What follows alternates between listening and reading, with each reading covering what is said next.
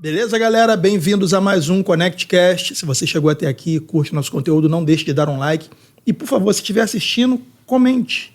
Comente para que o nosso conteúdo seja distribuído, crie mais relevância e mais pessoas possam ter acesso e ajudar o canal a continuar produzindo esse conteúdo que você gosta, que está sempre aqui assistindo.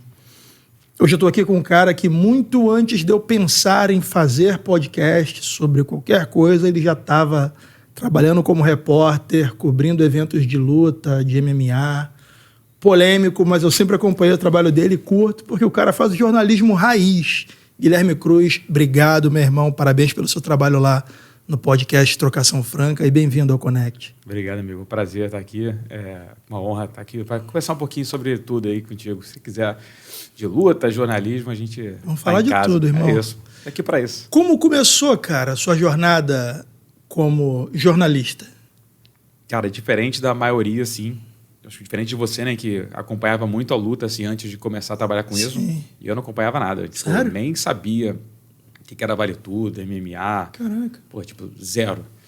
A primeira lembrança que eu tenho de Vale Tudo, assim mesmo, foi na casa da minha avó. Um dia liguei a TV e estava tendo, provavelmente, uma reprise, né, porque era um horário normal, no Sport TV passando uma luta do Pride, assim, mas, tipo, caguei. Era criança, adolescente, assim, não fazia ideia do que estava rolando e nem tinha interesse, assim. E quando entrei na faculdade de jornalismo, como, sei lá, 80% dos homens que vão fazer jornalismo quer trabalhar, e que quer trabalhar com esporte, né, que é futebol. Futebol. E essa era a minha vontade, botafoguense, sofredor, mas apaixonado. Tá em extinção a torcida do Botafogo. Não, jamais estaremos. Minha filha, estou procriando, minha filha, já a primeira palavra que ela aprendeu é fogo, então a gente ensina. Tá querendo salvar, né, cara? É lógico, a gente procria para isso. E meu objetivo era esse, mas, pô, quando chega na faculdade, tu vê a realidade. Vários amigos trabalhavam no Lance, Globo Esporte, cobrindo futebol, e, porra, era a morte, né? Tu trabalha igual um corno todo dia, porra, jogo quarta e domingo, tu não tem rotina. Você tem rotina, mas você não tem tempo para nada, né? Sim. E eu vi assim, porra, sei lá, cara, esse futebol já não era mais tanto desejo assim. Então fiquei, vamos embora fazendo faculdade e tal. E aí arrumei um estágio na assessoria de imprensa da COP. COP é um programa de pós-graduação da Federal do Rio de Janeiro, né? E para de engenharia e tal. Eu fui fazer assessoria de imprensa. Sim. Aí eu fui trabalhar na assessoria de imprensa deles. Tipo, eles inventaram não sei o quê, estou desenvolvendo um trem do sei lá o que lá. Aí tinha que fazer meio campo ali para vender a pauta para a imprensa e tal. Só que, pô, não era muito minha praia também trabalhar com assessoria de imprensa. Né? Tive essa experiência e, pô, foi meio chato. E aí tinha um colega meu que estudava comigo na faculdade, Bernardo Seabra, que trabalhava na Tatame. Ele sempre levava lá as revistas lá pra gente. Tipo, te lia, pô, Maria, eu gostava de ver o trabalho dele lá na revista. Isso em que ano, mais ou menos? 2000 e... Porra, comecei em que ano? Devia ser 2006, 2007, assim. Tá. E aí, pô, um dia comentou que estava querendo sair, que queria trabalhar, que estava conversando de fazer assessoria da Confederação Brasileira de Judô. Eu falei assim, pô, cara, se tiver uma vaga para mim lá, me bota lá, porque eu queria trabalhar com esporte, né? Por mais que não entendesse. Meu único contato com o luta era esse, de ler as revistas que ele levava. E aí ele conversou com o Dudu, que era editor da Tatame na época. E aí marcou uma entrevista para mim lá. E aí foi lá conversar com o Dudu e tal. Tipo assim, o meu pai ele tinha um bar na época. E bar sempre fica lá na TV com os esportes ligados, passando, né? E sempre que tinha luta, ele botava lá. Tipo, a galera assistir e tal. E aí... Um dia eu falei assim, pô, cara, a minha luta que eu quis ver mesmo foi Royce e Matt Hughes. Eu tive vontade de ver, porque falava, não, promoveram como, porra, o brasileiro Gracie está voltando para enfrentar o campeão. E eu, como era, tipo, nem leigo, né? Não tinha nenhum contato com a luta, eu pensei, pô, será que esse brasileiro vai ganhar? O cara é Lennox, que tal? Tipo, fui enganado, né? Que tinha alguma chance, coitado do Royce. Já de tinha voltar passado depois a de, época pô, muitos dele, anos, voltar para pegar o exatamente. campeão, né? Tipo assim, pô, é maluquice. O né? no auge. Pô, muito, pô... culhão, né? De voltar para pegar o Matt Hughes, mas não tinha, a chance era mínima, né? Sim. Mas eu acreditei esse mote que foi a venda da luta e tal, e tive interesse de ver e tal. Mas beleza, aí lembro na reunião com o Dudu, ele perguntou assim, e aí, cara, pô, você gosta de luta? Eu, pô, tenho combate. Tinha do bar do meu pai, né? Então eu tenho. Aí ele, pô, maneiro, ele pensou, pô, esse cara então gosta de luta, o cara tem combate, né? Pronto, fui contratado. Só tinha visto uma luta na minha vida, mas fui contratado. E naquela época, devia ser muito baixa a adesão ao combate, né? Era novo, tudo esse negócio de luta. Pro cara ter o combate ali em 2007, 2008, o cara pensa, pô, esse cara gosta muito. Mesmo. É verdade, é verdade. E aí você começou, cara, mas você começou de uma maneira que é diferente dos outros repórteres, porque os demais repórteres de luta, inclusive Rio de Janeiro, como acho que grande parte de tudo que a gente conhece como luta hoje começou aqui, ou se não começou, se propagou com muita força a partir do Rio. E a galera era muito amiga dos lutadores, todos os repórteres eram amigos, eram pouquíssimos repórteres, viajavam juntos, dormiam juntos. E você nunca foi esse cara, você chegava e cobria como um cara cobre um evento de futebol. Eu acho que eu peguei um momento de transição ali, porque Exato. como eu comecei a trabalhar 15 anos atrás. Eu peguei um momento de transição, assim, do esporte explodir.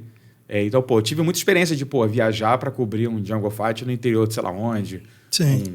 Um Max Fight ali em Campinas, muitas viagens ali cobrindo esses eventos. E você, faz muitas relações de amizade com os caras e tal. Só que conforme o negócio foi crescendo o esporte, eu percebi, cara, que, a parada tem que ser... Ela vai acabar virando profissional, entendeu?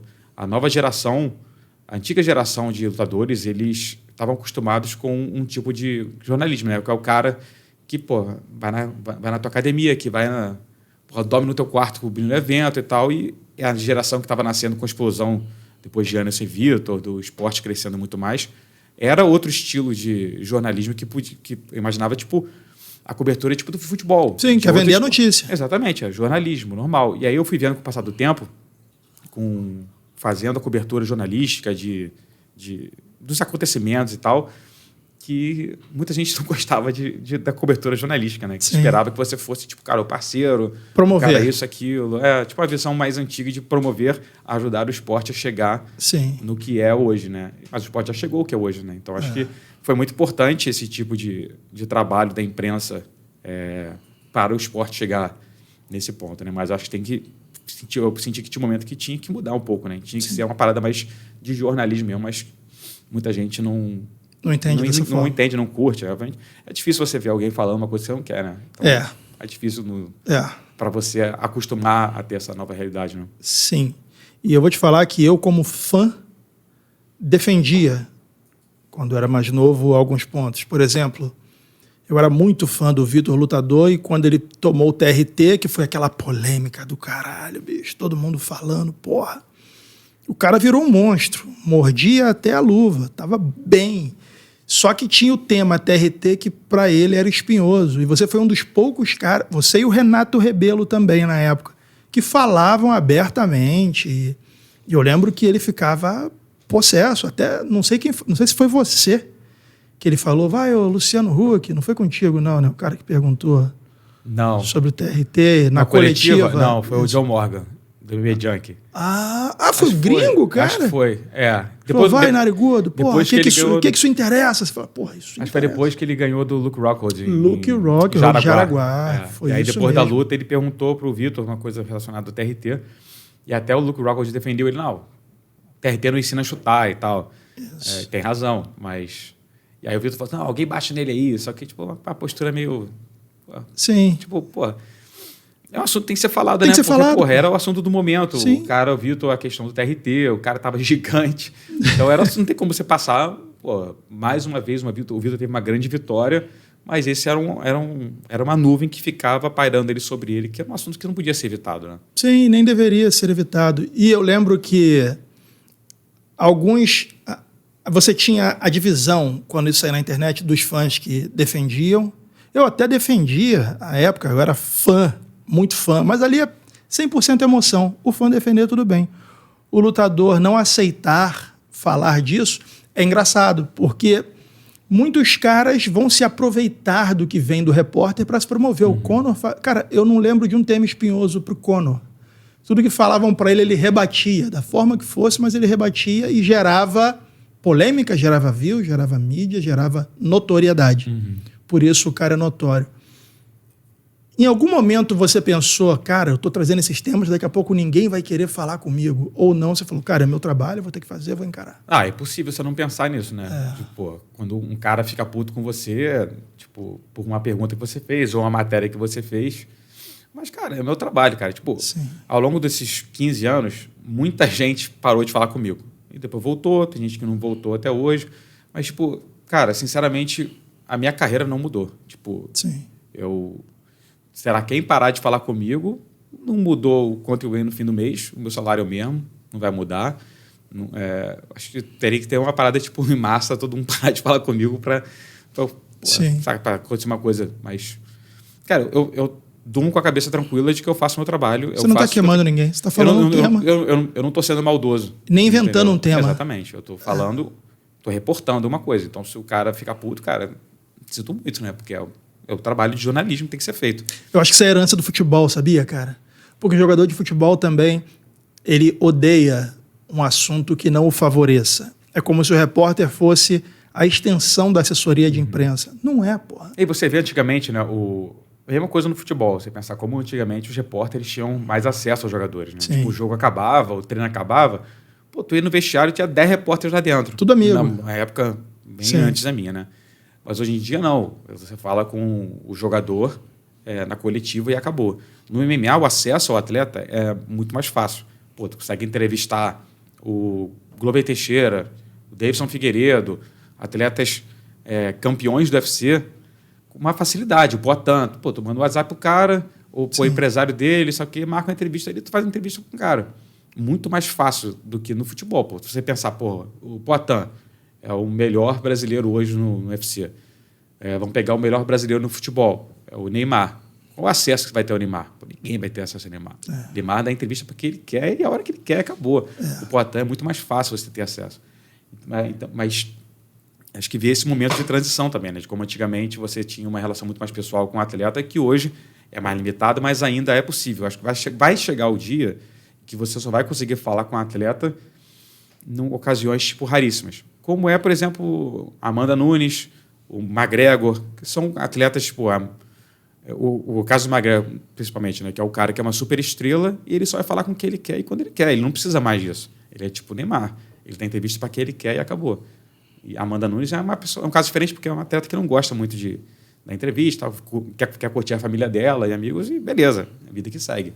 Mas acho que a gente vai chegar ao ponto que o MMA vai chegar, ele vai virar essa relação como é no futebol. Uma pena, porque é bom, né, ter esse acesso, mas deve demorar um pouquinho, porque o futebol tá, outro nível de tamanho. Eu acho que vai demorar muito. Porque quando a gente para pensar, Guilherme, você tem mais experiência do que eu, até porque eu não faço jornalismo. Às vezes eu recebo uns directs falando, pô, cara, você deu uma opinião assim, e eu não gostei da sua opinião. Eu falo, cara, é só você não assistir, porque o meu programa é opinativo, é intimista. Não é um jogo de perguntas e respostas. Não é um Q&A. É totalmente fora isso. É uma resenha para o cara trocar uma ideia comigo. E a única diferença é que tem uma câmera ali. Se a gente esquecer dela, melhor ainda. E eu tenho dado sorte, porque todo mundo que senta aí... Cara, eu acho que eu não tive um cara que falou, nesse assunto aqui eu não vou tocar. A galera já vem pronta para trocar uma ideia e eu procuro tentar fazer com que aquilo seja agradável. Até porque você não vai convidar o cara para, detonar o cara. Entendeu? Botar o cara na parede. Porque é uma relação de... porque a entrevista não vai fluir legal se você botar o cara meio que o cara se sentir acuado aqui, né? Tipo, caralho, será que ele vai falar aquela parada? Pô, fudeu. Eu sempre falo, eu vou dar minha opinião para tudo que a gente trocar de ideia aqui. Tem algum ponto que você não queira tocar? O cara fala, não. Então vai fluir. A gente vai trocar ideia, vai divergir, vai convergir. E tem sido bacana. Só que ainda hoje, na nova geração, eu vejo que tem lutador que faz virar um jogo de pergunta e resposta, não aqui, mas com repórter, com jornalista. Isso me soa muito estranho, porque eu não sei se é o fato de que quando é um jornalismo, o cara já está ali respondendo a inúmeros repórteres as mesmíssimas perguntas. Isso deve ser um saco chato do caralho. Porra, isso deve aqui ser muito eu não combino quais serão as perguntas, a gente vem trocar uma ideia. Eu vou falar sobre a vida do cara. Como que faz para sair desse...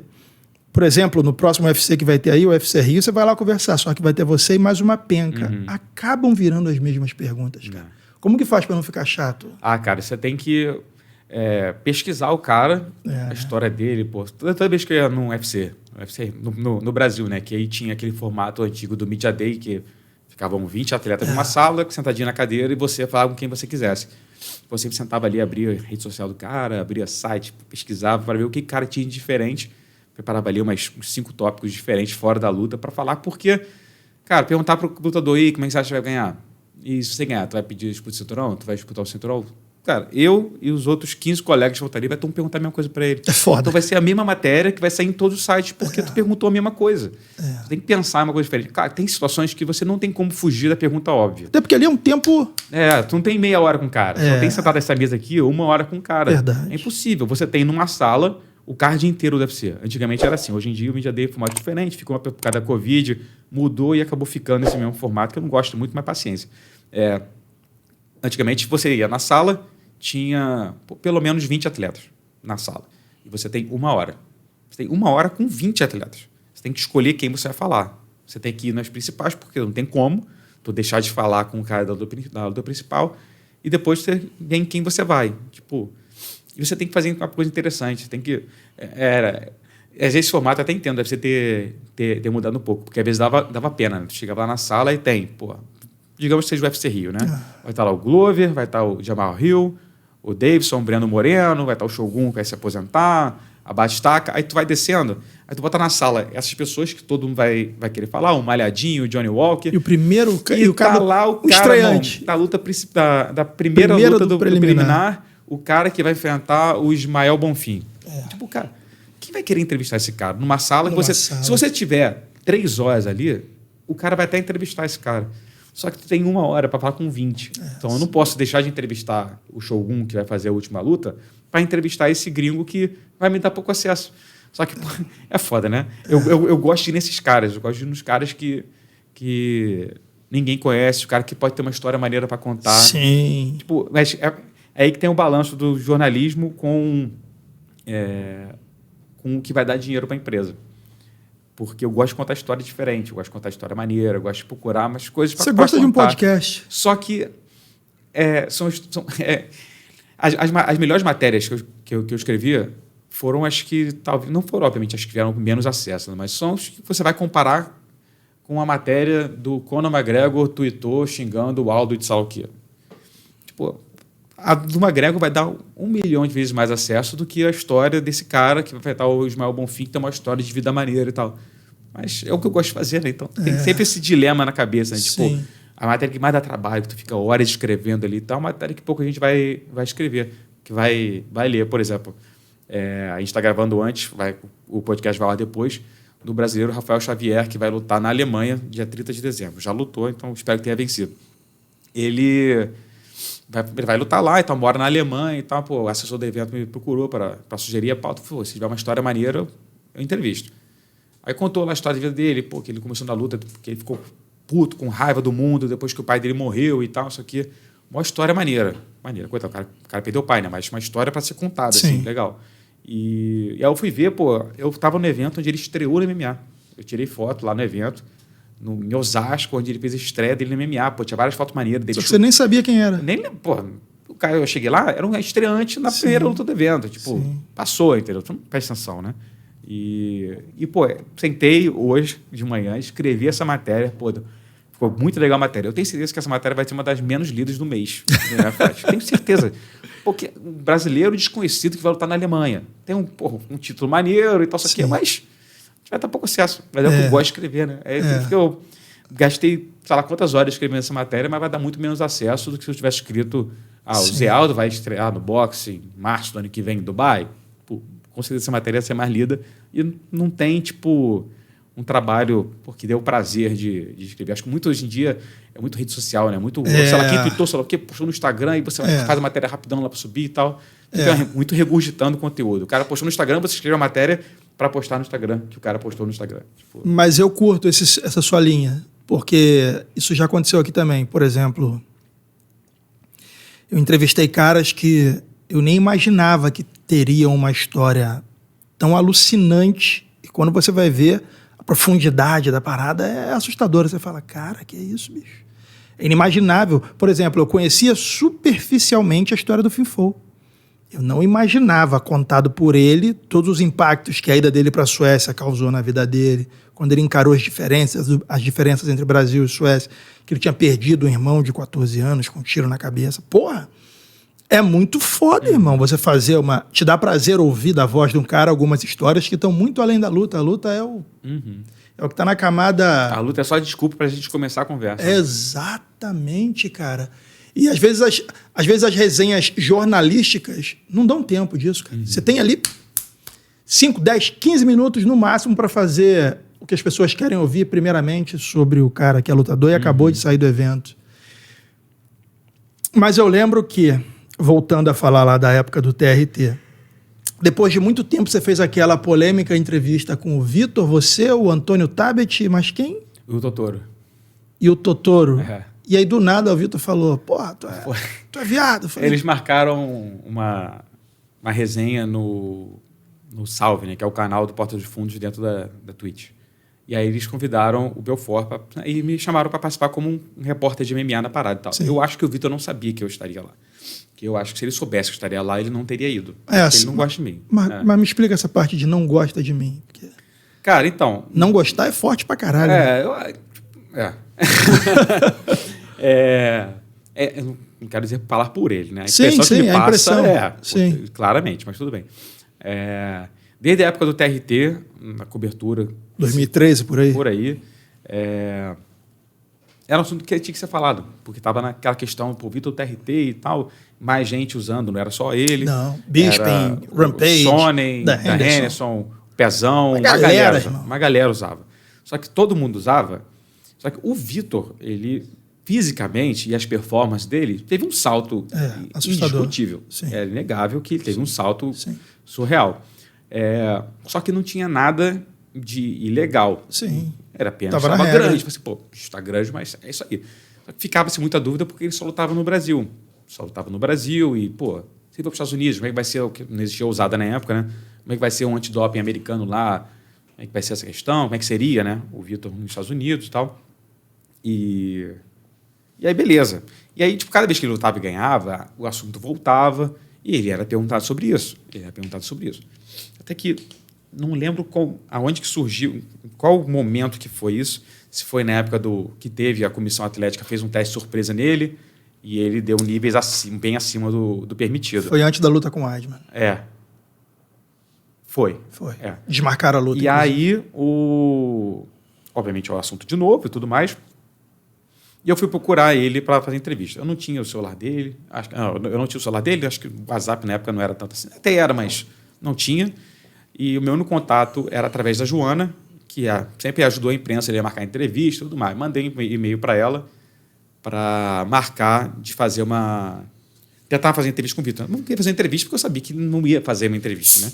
Queria apenas um posicionamento dele para toda essa questão que estava acontecendo aí. E aí mandei para ela, teve isso, aconteceu esses fatos aqui, eu queria... vocês vão ter um posicionamento, vocês vão falar alguma coisa e tal... E ela mandou um e-mail, tipo, revoltada de estar perguntando sobre isso, por que eu não falava sobre os americanos que usavam TRT também, porque era só o Vitor e tudo mais. Aí eu falei, não, a gente falou sempre sobre o Vitor, mandei um monte de link de matéria, tem esse assunto aqui, tem essa pessoa aqui, matéria sobre o Sonnen, matéria sobre Van Henderson, matéria sobre o Pezão, matéria... A questão aqui é o Vitor. Ela, não, tem que defender o Brasil, tem que ser mais patriota. Você tem que ser mais patriota. Eu falei assim, cara, bicho, eu não tenho que ser patriota. Eu sou jornalista, pô, estou te fazendo uma pergunta sobre um fato que aconteceu. E não quis fazer a entrevista e tudo mais. E aí foi isso. Aí teve todo o caso do Vitor. Muitas vezes eu entrevistei o Vitor pessoalmente, tá numa feira, tu encontra o cara, ele dá entrevista, tu pergunta sobre isso. Tal. Eu acho que isso ficou muito incomodado, né? De toda vez que tudo que ele fazia girava em torno do TRT, porque era inevitável. Era inevitável. E ainda mais depois de ter virado uma polêmica oficialmente com uma comissão atlética fazendo o exame dele. Sim. E aí, beleza, passa para frente assim, nem lembro que ano foi isso. 2013. Não, questão da live com ele. Cara, foi na pandemia, passado, 2020, eu acho. Passado, 2020. Isso, 2020, 2021, por aí. E aí eles fizeram essa live, me convidaram. Beleza, vai para ver na live, tudo tranquilo e tal, isso aqui. E aí o Antônio Tabet, o Kibiloco, né, ele perguntou para ele, lembrou o caso do TRT, fez pergunta para ele e tal. E aí eu perguntei para ele se incomodava ele de ter... linkar muito a ele, o TRT, sendo que outros faziam também. E aí ele foi e... Cara, eu não lembro se ele falou alguma coisa antes, ou se ele foi... beleza, ele foi e respondeu. Respondeu a pergunta dele lá e tal. Aí eu perguntei se ele ainda fazia TRT, porque ele estava com a luta marcada contra o Holyfield.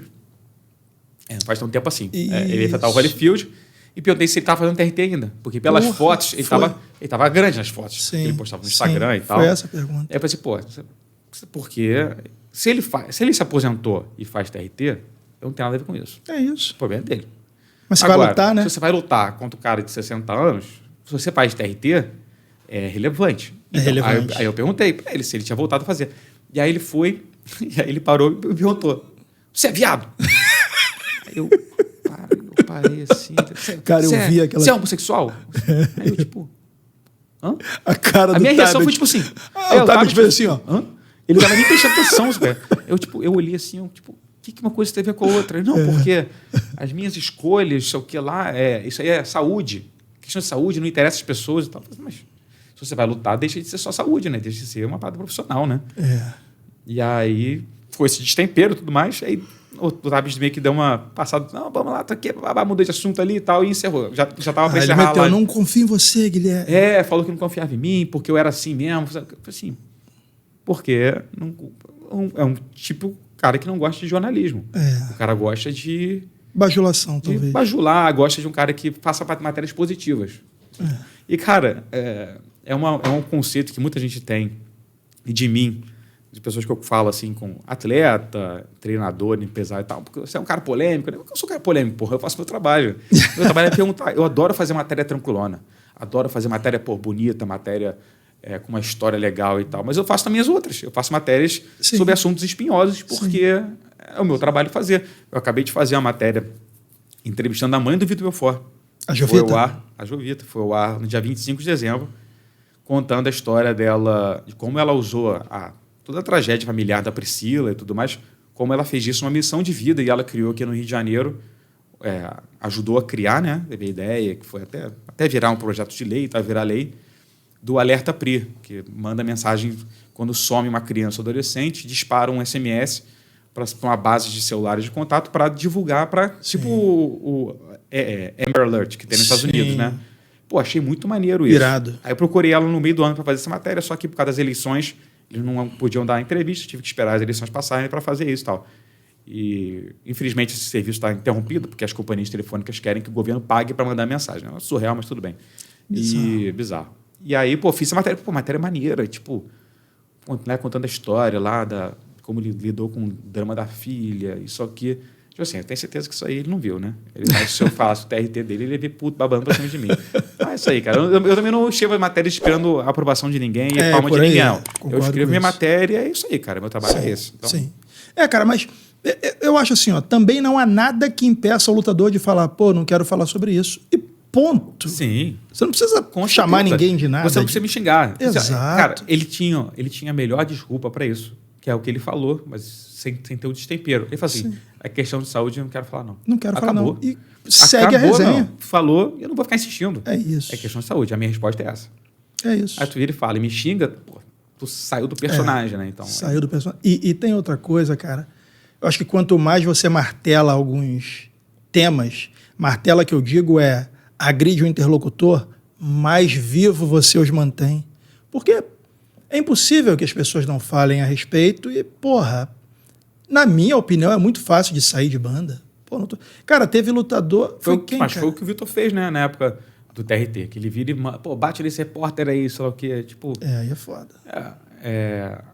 Você só tá chamando mais atenção pra parada. Mais atenção pra parada. A matéria vai ser, Vitor Belfort pede pra agredir repórter porque fez uma pergunta. Sim, bizarro. Teve lutador já que eu falei, pô, cara, pode tocar nesse tema? Ele falou assim, ó, acho que foi o Murilo Bustamante. Alexandre, toca no que você quiser, o que eu não quiser responder, eu não vou responder. E, porra, foi uma das melhores resenhas, cara. Porque o cara consegue esquivar do que ele não quer falar. Se eu não me engano, a gente tava falando... Era até sobre o Toquinho. Pode falar de tudo, irmão. O que eu não quiser responder, eu vou esquivar. Então, Falei, porra, você dá uma resposta política, ou você fala, não quero falar, não quero falar e acabou. isso. Você não é obrigado a nada. Você não é obrigado a nada. Você está cedendo o seu tempo para a gente fazer uma entrevista. Eu sou grato ao seu tempo. Se você quer falar, você fala. Se você não quer, pô, não. Beleza. Eu só não gosto de quando o cara vem com antecedência para mim e fala, ó, não quero falar sobre esse assunto. Para mim, até às vezes, até cansar na entrevista. Até eu não faço. Entendi. Porque, porra, por exemplo, aconteceu recentemente, o Breno Moreno vai enfrentar o Davidson Figueiredo aqui. Um assessor de imprensa dele não, assessor de uma patrocinadora dele procurou, querendo marcar uma série de entrevistas com o Breno Moreno e tal, só que eu falei, queria fazer. Só que aí teve todo o lance do James Krause, o treinador dele, envolvendo lá dos lances das apostas e tudo mais, né? E ele não pode mais trabalhar com o James Krause, porque o UFC falou, quem trabalha com o James Krause não pode lutar. Então ele teve que largar o James Krause para manter a luta em pé no UFC Rio. Sim. E aí, eu estava marcando essa entrevista antes de começar essa polêmica toda. Até estava rolando já, mas tipo, não estava nem na minha cabeça, assim. Aí quando o cara falou assim, beleza, vamos fazer semana que vem e tal, aparentemente, mas tal dia? Beleza, eu posso. Aí depois veio, mas a equipe mandou que não pode tocar no nome do James. Falar sobre esse assunto do James Krause, que ele não está autorizado. Eu até entendo porque tem uma investigação do FBI e tudo mais. Eu entendo ele não poder falar. Só que, se eu entrevisto o Breno Moreno agora e não pergunto sobre isso, quem vai sair de competente sou eu. Assim, porra, caralho, o cara tá com o Breno Moreno e não passando um pano, porra. E não fez uma pergunta sequer sobre James Krause. Aí eu falei, beleza, eu entendo que ele não pode falar. Mas na minha matéria eu vou ter que citar que ele não quis falar sobre o assunto. Porque senão eu vou sair como incompetente, como repórter incompetente que não fez a pergunta que todo mundo quer ouvir a resposta. Perfeito. E aí ele falou, por mim não tem problema, vou só checar lá com a equipe do Breno Moreno. Aí passou um dia, eles cancelaram todas as entrevistas, não vai dar mais nenhuma. Porque eu tenho certeza que todo mundo quer falar sobre isso. Então, se você não quer falar sobre isso, você, pelo menos, eu vou colocar na matéria que eu queria perguntar e não vai ser respondido. Acabou. Entendeu? Entendi. Cara, mas é foda porque isso é o tipo de coisa que nunca vai mudar. Talvez amadureça. Eu acho que nos Estados Unidos isso já amadureceu um pouco mais, porque o Ariel Helwani, que para mim é um puta repórter, ele também é um cara que nunca esquivou de assuntos polêmicos, digamos assim. Seja quem for. Eu lembro que ele ficou proibido de entrar no UFC. O Dana falou, esse cara nunca mais pisa aqui. E aí você me disse que foi porque ele deu o furo de que o Brock Lesnar seria a luta principal do UFC 200. Mas porra, se ele descobriu, ele vai calar para ajudar o UFC? Real. Eles estavam lá no UFC 199, né? Cobrindo o evento. E naquela noite ele descobriu que o Brock Lesnar ia lutar no UFC 200. Ele nem sabia quem era o adversário. Só sabia que ele ia lutar. E aí ele deu a matéria no MMA Fight. E aí a equipe do UFC foi em cima dele. Não lembro se foi o Dana White pessoalmente, mas alguém do UFC foi em cima dele. Falar, se deu isso, a gente ia anunciar, fudeu a gente. Cara, meu trabalho. Porra, o trabalho do cara. Aí tirou o credencial dele. Que bizarro. Tirou o credencial do Casey, que é o câmera. E foi lá no Octagon tirar a nossa fotógrafa de lá, a Sterling. Tirou os 3, mandou embora. E aí eles saíram da arena, antes do Bisping ser campeão. Eles não viram o Bisping sendo campeão. Cara, foi no meio do evento. No meio do evento. Eles saíram no meio do evento. Aí eles só escutaram a gritaria dentro do ginásio. Era o Bisping que tinha ganho do Luke Rockhold. E eles não viram. Já estavam no estacionamento, assim, indo embora. E aí foi, 2 dias, 3 dias até, acabar. Ele foi banido para sempre por 3 dias. E podem agora trabalhar lá dentro, numa boa. Normal. E até porque ele tem acesso a uma galera. Ele entrevistou agora o Poitin. Sim. Faz as perguntas que tem que fazer, não tem caô. Com esse mundo mais moderno, pós-pandemia, né, todo mundo abriu um leque, as pessoas viram as possibilidades, né, de você fazer entrevista por internet e tudo mais. Ele sempre teve meia né? Sim. Eu acho que ele percebeu que ele, indo ao evento ou não muda o trabalho dele. Sim. Ele consegue, lá da mesa dele, no estúdio em Nova York, ele faz a mesma coisa que ele poderia fazer indo lá no evento. Então, acho que nem tem tanto assim interesse de ir mais no evento. Porque não faz diferença para ele no trabalho que ele faz, né? O estilo do trabalho que ele faz. Não é um cara que está na... ele tem que estar lá na coletiva de imprensa para fazer a pergunta, para escrever a matéria. Ele faz a entrevista dele, faz a exclusiva dele no programa dele. Né? Sim. E que tem tanto ou mais repercussão do que a coletiva, porque ele já tem autoridade. A coletiva de imprensa, ainda mais que tem público, é uma merda, né? É uma merda, porque você não consegue fazer uma entrevista maneira. Assim. Sim, verdade. O cara que vai dar uma resposta genérica, porque está no meio de uma galera, você não consegue fazer muitas perguntas aprofundada, é sobre um tema maneiro, porque, primeiro, você não vai querer entregar a tua pauta, né? Pô, tá fazendo matéria maneira sobre a vida do cara. Aí tu chega lá e faz uma pergunta numa coletiva de imprensa. Você acabou de entregar Sim. a resposta maneira para tua matéria, tudo para todo mundo. Os 100 repórteres que estão lá. De repente, um já está esperando para postar ali no portal dele sobre a pergunta que você fez. Muito antes de você que fez a pergunta. Pois é, porque tu vai fazer uma matéria maneira, grande, vai dar um trabalho para fazer a matéria antes do cara que escreveu lá em 10 segundos, né? Cara, não deve ser fácil, não. Você vê que a mentalidade lá fora é diferente daqui ou também tem a mesma coisa? O cara que fica pé da vida porque foi perguntado uma pergunta espinhosa? Tem, né? Tem, pô. É humano. O cara não gostar que falem uma coisa que não seja positiva dele. Acho que é humano, não é coisa de brasileiro. É coisa de ser humano que... Sim. Qualquer área. Ninguém gosta que você fique falando mal de você, ou que fale um assunto polêmico, um assunto negativo. Não polêmico, mas negativo. Pô, você foi lá e fez um negócio errado. E aí, pô, tu olha, como você é um cara famoso, todo mundo falando sobre isso durante um mês. Foda. Tu fica puto. É humano, é normal, eu entendo. Mas eu não entendo o cara... Não quero mais falar com você, tô de mal. Porque, pô, ele sabe que é o meu trabalho. Se ele ficar puto com Se ele não quer mais falar comigo, eu respeito também. Ninguém é obrigado a falar comigo. Sim. Ninguém é obrigado a falar com ninguém, nenhum repórter. Você pode se aposentar sem dar uma entrevista, não tem problema. Mas você tem que entender o trabalho do repórter, tem que entender o que é jornalismo. Sim. E hoje em dia, com rede social e todo mundo cria o teu canal no Instagram, o teu canal no Instagram, para a pessoa velha falando, né? Um perfil no Instagram e tal, tipo, é muito... Se confundiu muito o que é jornalismo e o que é de fazer post em rede social. Então, as pessoas querem bajulação, né? Então... Sim, sim. Lá fora, o que eu vejo de errado, não sei se é a palavra correta, mas é que a imprensa americana, ela é muito, como é que eu vou te dizer? Ela é muito parcial. Às vezes ela ignora o lutador brasileiro.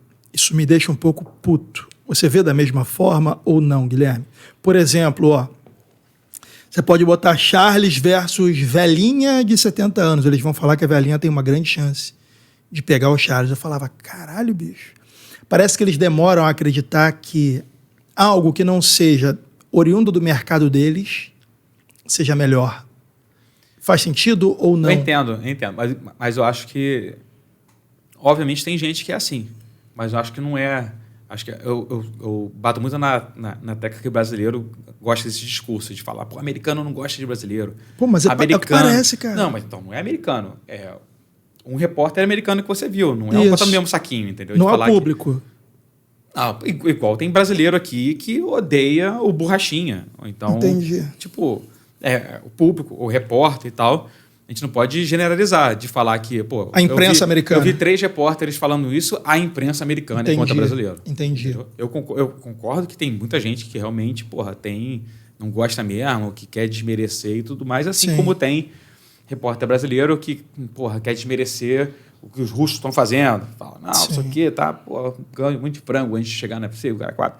Tipo, você vai encontrar discursos que você não concorda. A gente não pode generalizar as coisas. Entendi. Faz sentido. Talvez é porque, como eu te falei... É porque a gente é passional. A gente... tipo assim, é a nossa realidade. A gente é brasileiro, a gente olha em volta aqui, a gente vê o Charles, tudo que ele passou, um fudido para chegar até a ser campeão do UFC. E você vê um cara desmerecendo ele, tu fica, tá de sacanagem comigo, né? Acompanha o Charles aqui há, 15 anos, para tu virar e falar que ele chegou lá por sorte. Entendeu? Mas eu tenho certeza que um russo vai olhar... A gente fala, Makhachev, todo mérito, ganhou do Charles, passou o carro. Só que antes do Charles ele não pegou nenhum cara top, o que é um fato. Não pegou nenhum cara top. Só que eu tenho certeza que um repórter russo vai olhar essa e vai falar, cara, esses brasileiros são foda lá. Só porque o Makhachev passou o carro no Charles, tá dizendo que o Makhachev não ganhou de ninguém duro antes de chegar nele. Entendeu? Eu acho que a gente tende a achar, minha opinião, que a gente tende a achar que americano, que gringo não respeita o brasileiro, mas é uma coisa, porque a gente vê uma realidade que eles não veem. Como no futebol, por exemplo. A Argentina ganhou a Copa do Mundo agora e tal, então tá uma exaltação ao Messi. Gênio. Uma exaltação ao Messi. Mas ela passa um pouco do ponto, né? Teve um post da ESPN, não sei se foi da Europa, se foi dos Estados Unidos, estava falando que, Cristiano Ronaldo nunca ganhou uma Copa. Quem eram os outros caras? Mbappé? Não, o Cristiano Ronaldo ganhou a Copa... sei lá quem nunca ganhou o Ronaldo nunca ganhou uma Champions League, sei lá quem nunca ganhou, não sei o quê, e o Pelé nunca jogou na Europa. Para exaltar o Messi, tu tem que falar mal do Pelé. Tipo assim, o Pelé nunca jogou na Europa porque ninguém se portava com a Europa naquela época. Pô. No Brasil era o mesmo nível, maior, sul-americano ganhava todas as Copas. Aí você tem que diminuir um para exaltar o outro. Eu acho que é a mesma coisa. A gente fica puto com a porra das... Tem que diminuir o Pelé para elogiar o Messi. E acho que é a mesma coisa. Porque a gente fica na defensiva quando fala dos brasileiros no MMA, porque a gente tem uma proximidade com os caras. E eu acho que o seu luta mais do que qualquer outro esporte, por ser um esporte individual, pela vitória significar o subjugar do outro. Cada país vai consumir a luta de acordo com a quantidade de lutadores do seu país que subjuguem lutadores de outro país. Por mais que não seja um esporte de seleções, eu acho que no inconsciente, de acordo com o que você está falando, isso conversa muito.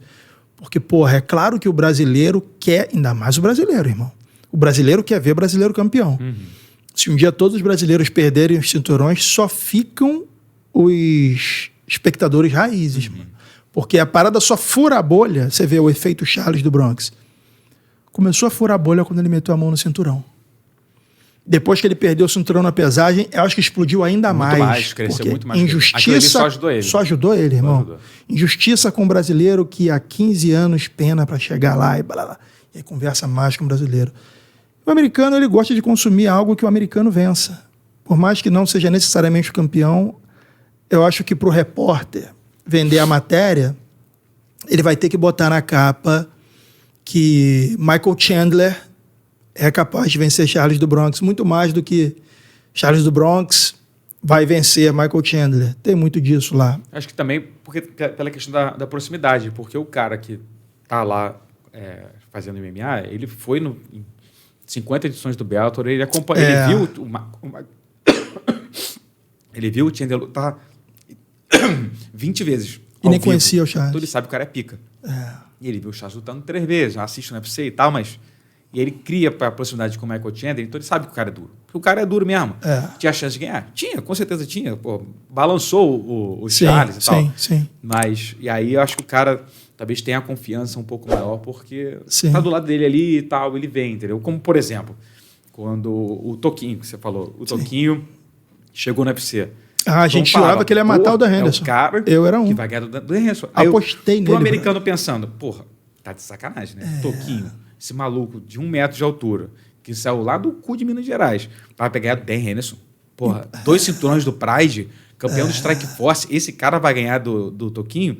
Esses brasileiros são foda, só fala que brasileiro ganha todo mundo. Belíssimo ponto de vista. Você vai sempre ter o cara pensando no contrário, entendeu? Perfeito, Guilherme. O cara vai achar do Hector Lombard, que chegou no UFC achando que ia ganhar do Anderson. A gente pensava, pô, o Hector Lombard vai ganhar do Anderson? A carreira dele no UFC foi muito ruim. Sim. Entendeu? Você vai sempre achar o cara que está mais perto de você, né? Porque, de novo, é humano. Você vai sempre se aproximar do cara que você viu mais vezes, que é do teu país, por mais que você não seja um cara nacionalista e tudo mais, você é o cara que fala a tua língua, é o cara que você entrevistou 40 vezes antes de ir para o UFC. Acho que é humano, cara. É impossível você desatar disso. Né? Cara, você deu o exemplo do Toquinho. Eu apostei, cara. Acho que foi uma das minhas primeiras apostas em luta, aposta com grana. Quando eu vi ele, Dan Henderson, falei, cara, o Toquinho vai matar o Dan Henderson. No entanto, não foi o que aconteceu, né, cara? O cara fez um antijogo, levou, não contava com o fator psicológico. Foi eu vou fazer luta chata, mas eu vou ganhar desse cara, porque ele sabia que o Toquinho era perigoso. Jogo para ganhar do Dan Henderson, ele tem. Matematicamente, ele venceria... Pelo menos para mim, para grande parte dos brasileiros. É por isso que botou dinheiro. Cara, que foda, bicho. Dos lutadores que você acompanhou, cara, qual foi o cara que mais te chamou a atenção, assim, pela carreira, por tudo, pelo conjunto? Você fala assim, cara, que cara foda. Pessoalmente ou como atleta que você diz? Conjunto. Cara que você fala assim, lutadores brasileiros que você fala, cara, que pacote. Cara, eu acho que o Charles, ele é um cara que a história de vida dele, ainda mais quando ele se tornou campeão, né? Tipo, fiz matéria especial, a televisão do pai dele, a mãe dele, tipo, primo, primeira namorada, tipo, é impossível você não se conectar com a história do cara, ainda mais por tudo que ele fez. Ele se tornou um lutador especial, né? Sim. Um excelente atleta e tal. E a história de vida dele é muito boa. Mas, cara, acho muito difícil você apontar um cara assim só, porque o Brasil tem muito cara muito foda. O Minotauro. Com diferentes narrativas, né? Cara. O Minotauro, além de ser, pra mim, o cara mais gente boa do Todo MMA mundo fala. brasileiro. Tipo, não dá, é o Minotauro. A história de vida do cara é foda, a carreira dele foi foda. Eu não tive a sorte de acompanhar a carreira dele antes, né, do UFC. Eu comecei a cobrir o MMA 2 meses antes dele ganhar do Tim Sylvia. Então, tipo, eu só vi ele, ganhou o Tim Sylvia. Você não acompanhou o Pride, não? Nada, não vi nada. Caralho, tipo assim, não vi ali foi foda. Deve ter sido foda. Porra. Se vendo de fora, depois já era foda, imagina assistindo o cara no auge dele, né? Sim. Infelizmente não tive essa sorte. Tipo, o Vanderlei Silva, outro, tipo, uma carreira, porra, brilhante, que eu não vi. Eu imagino fã hoje. Um fã que começou na época do McGregor, um cara que se apaixonou pelo McGregor ou pela Ronda e começou a seguir o esporte. Geração Z ele do deve MMA, olhar né? pro Minotauro e falar assim, pô, esse cara aí perdeu pra caralho, mas deve ser o Vanderlei Silva, eu nunca vi o Vanderlei ganhar. Cara, nunca vi o Vanderlei ganhar. Viu o José Aldo, pô, de altos e baixos e tal, antes dessa sequência dele no peso galo, né? Tipo, é uma parada de certa forma injusta, né? Sim. Tu viu o cara só embaixo, tu não viu o cara... Eu não sei se vai pro Google, mas não tem a mesma coisa. Se olhar no Google, abrir o YouTube e assistir uma luta velha, Sim. não tem a emoção do momento, né? Do ao vivo, do vibrar com a vitória. Porque você vai assistir já sabendo, pô, ele ganhou essa luta aqui, foi maneiro, deixa eu ver. E tem uma outra coisa, ele vai assistir esse vídeo e vai fazer um anacronismo, inevitavelmente, porque ele vai olhar o nível dos caras hoje, vai falar, só ganhou de frango, ele não tem noção do que era um Mark Coleman no auge, não tem noção do que era um Rampage no auge, não tem noção de nada, na verdade. Verdade, cara. É verdade, a gente se apega àquilo que a gente acompanha, de fato. Por isso essa discrepância aí de como a gente vê a imprensa americana fazendo a narrativa deles e como a gente faz a nossa. Sim, é muito injusto com os Bustamantes da vida. Sim. O cara, ele, pô, foi um primeiro cinturão brasileiro. Mas ele não vai ter nunca o reconhecimento da geração dos últimos 10 anos. Não 10 anos, dos últimos 5 anos para frente, assim. Essa galera que começou a me agora... Postamente não é ninguém para eles. Eles vão achar, pô, um cara que foi campeão no passado, mas ele nunca vai ter o reconhecimento, infelizmente, que merece, porque é a vida, é o esporte. Isso acontece com o MMA, isso acontece com todos os esportes. O cara que sai do esporte, sai do holofote, ele começa a ser esquecido. E as conquistas vão ser sempre analisadas ali. Tu pegou o cara que... Tu vê o John Jones. O John Jones, pô, foi um campeão monstruoso. Só que os caras que perdiam pro John Jones, a grande maioria deles... afundava depois. Perdia pro John Jones, aí perdia, 3 seguidas. Aí tu olha pro cara assim, pô, o John Jones é bica, ganhou de vários. Aí tu vai analisar todo mundo que ganhou, olhando pra trás agora, pô, mas o cara frango, o cara que ganhou tá vindo de 3 derrotas, tá vindo de 5 derrotas. Porra, lógico, mano, o John Jones acabou com o cara mentalmente se quebrou e só perdeu depois. Verdade. Aí tu começa a analisar o cara e acha o cara fraco, né? Mas não é assim, né? Grande parte dos caras que ele ganhou entraram em decadência, de verdade. Bela análise. A gente tem umas exceções aí, o Glover, perdeu para o John Jones e depois disso, quando o John Jones sai... Você vê que o John Jones é tão discrepante que quando o cara saiu do meio pesado, ele oxigenou a categoria, né, cara? É surreal, cara. Em termos de técnica, você perguntou como atleta. Talvez como atleta ele tenha sido o cara mais devastador para mim, ele MMA, de todos que já pisaram. Ele não foi o mais mágico, tipo o Anderson Silva. Não, é verdade. O Silva era surreal. Era, verdade. Tipo, você sabia que ele ia fazer uma coisa genial. O John Jones, você sabia que ele ia dominar, que ele ia enfiar porrada no cara, que ele ia vencer. O Anderson sabia que ele ia fazer uma mágica, mas o cara ia fazer... O que ele vai fazer dessa vez? Vai encostar na grade? Ele vai dançar no vídeo do cara? Vai fazer alguma coisa, pro bem ou pro mal, né? Vai nocautear com o pode jab exagerar andando pra contra o trás. Damian, pode exagerar contra o Thales, mas... E vai fazer alguma coisa incrível contra alguém. E você sempre assistia a luta dele sabendo, esperando uma coisa desse tipo, né? O John Jones sabia que ele ia lá e ganhar. Como que ele vai ganhar dessa vez agora? Tipo, ele vai botar pra baixo, nocautear, ele vai fazer isso. Tipo, ele era foda. Pra mim, é o maior show dos tempos. E o mais assustador é você ver depois os relatos dele no podcast do Joe Rogan. O cara nunca foi um atleta, o Guilherme. Atleta como o Anderson, como o Minotauro. O cara era um louco. O cara foi pra noitada uma semana antes da luta com o Gustafsson. O John Jones é tipo o Paulão americano. O Paulão é surreal, cara. O Paulão ele é um cara que poderia ter sido 10 vezes mais do que foi, mas por remédio, por droga, ele não chegou a ser isso. Ele, infelizmente, sucumbiu no meio do caminho ali. A carreira se afundou. No WEC, ele teve problemas com peso, perdeu aquela luta bizonha com o Chael Sonnen. Tipo, então, é um cara que a carreira, infelizmente, se perdeu por coisas da vida. O caminho que se tornou. O caminho que o John Jones pegou, mas ele genial que conseguiu mesmo assim Sim. voltar e ganhar. Na hora, ganha. O cara conseguiu se manter em forma e lutar, mesmo vivendo uma vida, alucinada. Só tem uma diferença aí que é a seguinte, ó, o Paulão, até conhecer drogas e remédio, ele era um cara extremamente disciplinado. Sim. Atleta de judô Sim. e jiu-jitsu, de competir em judô e jiu-jitsu no mesmo final de semana. O cara ele era tão incrível que... eu acho que o Paulão tem que ser estudado um dia, né? Surreal. É surreal. A parte final assim, da carreira vitoriosa dele, né? Dele ganhando do Tio Sonnen a primeira luta, já não estava bem. Sim, já não tinha nem condição de lutar. Não tinha condição. Ele indo pro Japão e finalizando o Melvin Manhoef, irmão. Surreal. A condição que ele tava lá, tipo, surreal. Antes dele ir pra lá, tipo, comendo camarão frito em casa. Tipo, surreal. Vai pra lá, vai ir pro Japão e ganhar. Tipo. Mas é isso. É o cara que poderia ser muito maior do que foi. Sim, e Paulão, infelizmente, porque a vida pregou peças no meio do caminho, né? Aí você volta na geração Z. Geração McGregor. O cara vai olhar pro Paulão? O cara vai falar, vai nos comentários do podcast que ele fez aqui, a galera falando, fala assim, cara, surreal. A galera não tem noção de quem foi esse cara e o nível de lutador que esse cara foi. O que a galera vê o Makhachev fazendo com aquelas quedas de judô, de passa-pé, o Paulão fazia isso há 2 décadas, irmão. Amassava as pessoas com uma propriedade que você falava assim, também consigo fazer isso. De tão fácil que parecia ser muito surreal.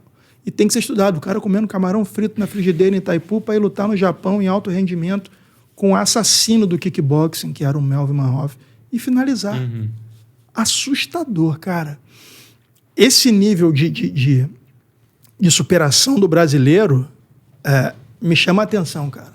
Porque assim, pega a história de um George St. Pierre, pega a história de um Matt Hughes, pega a história de uma série desses caras, todos eles vêm de esporte desde muito novos, recurso, boa alimentação, suplementação.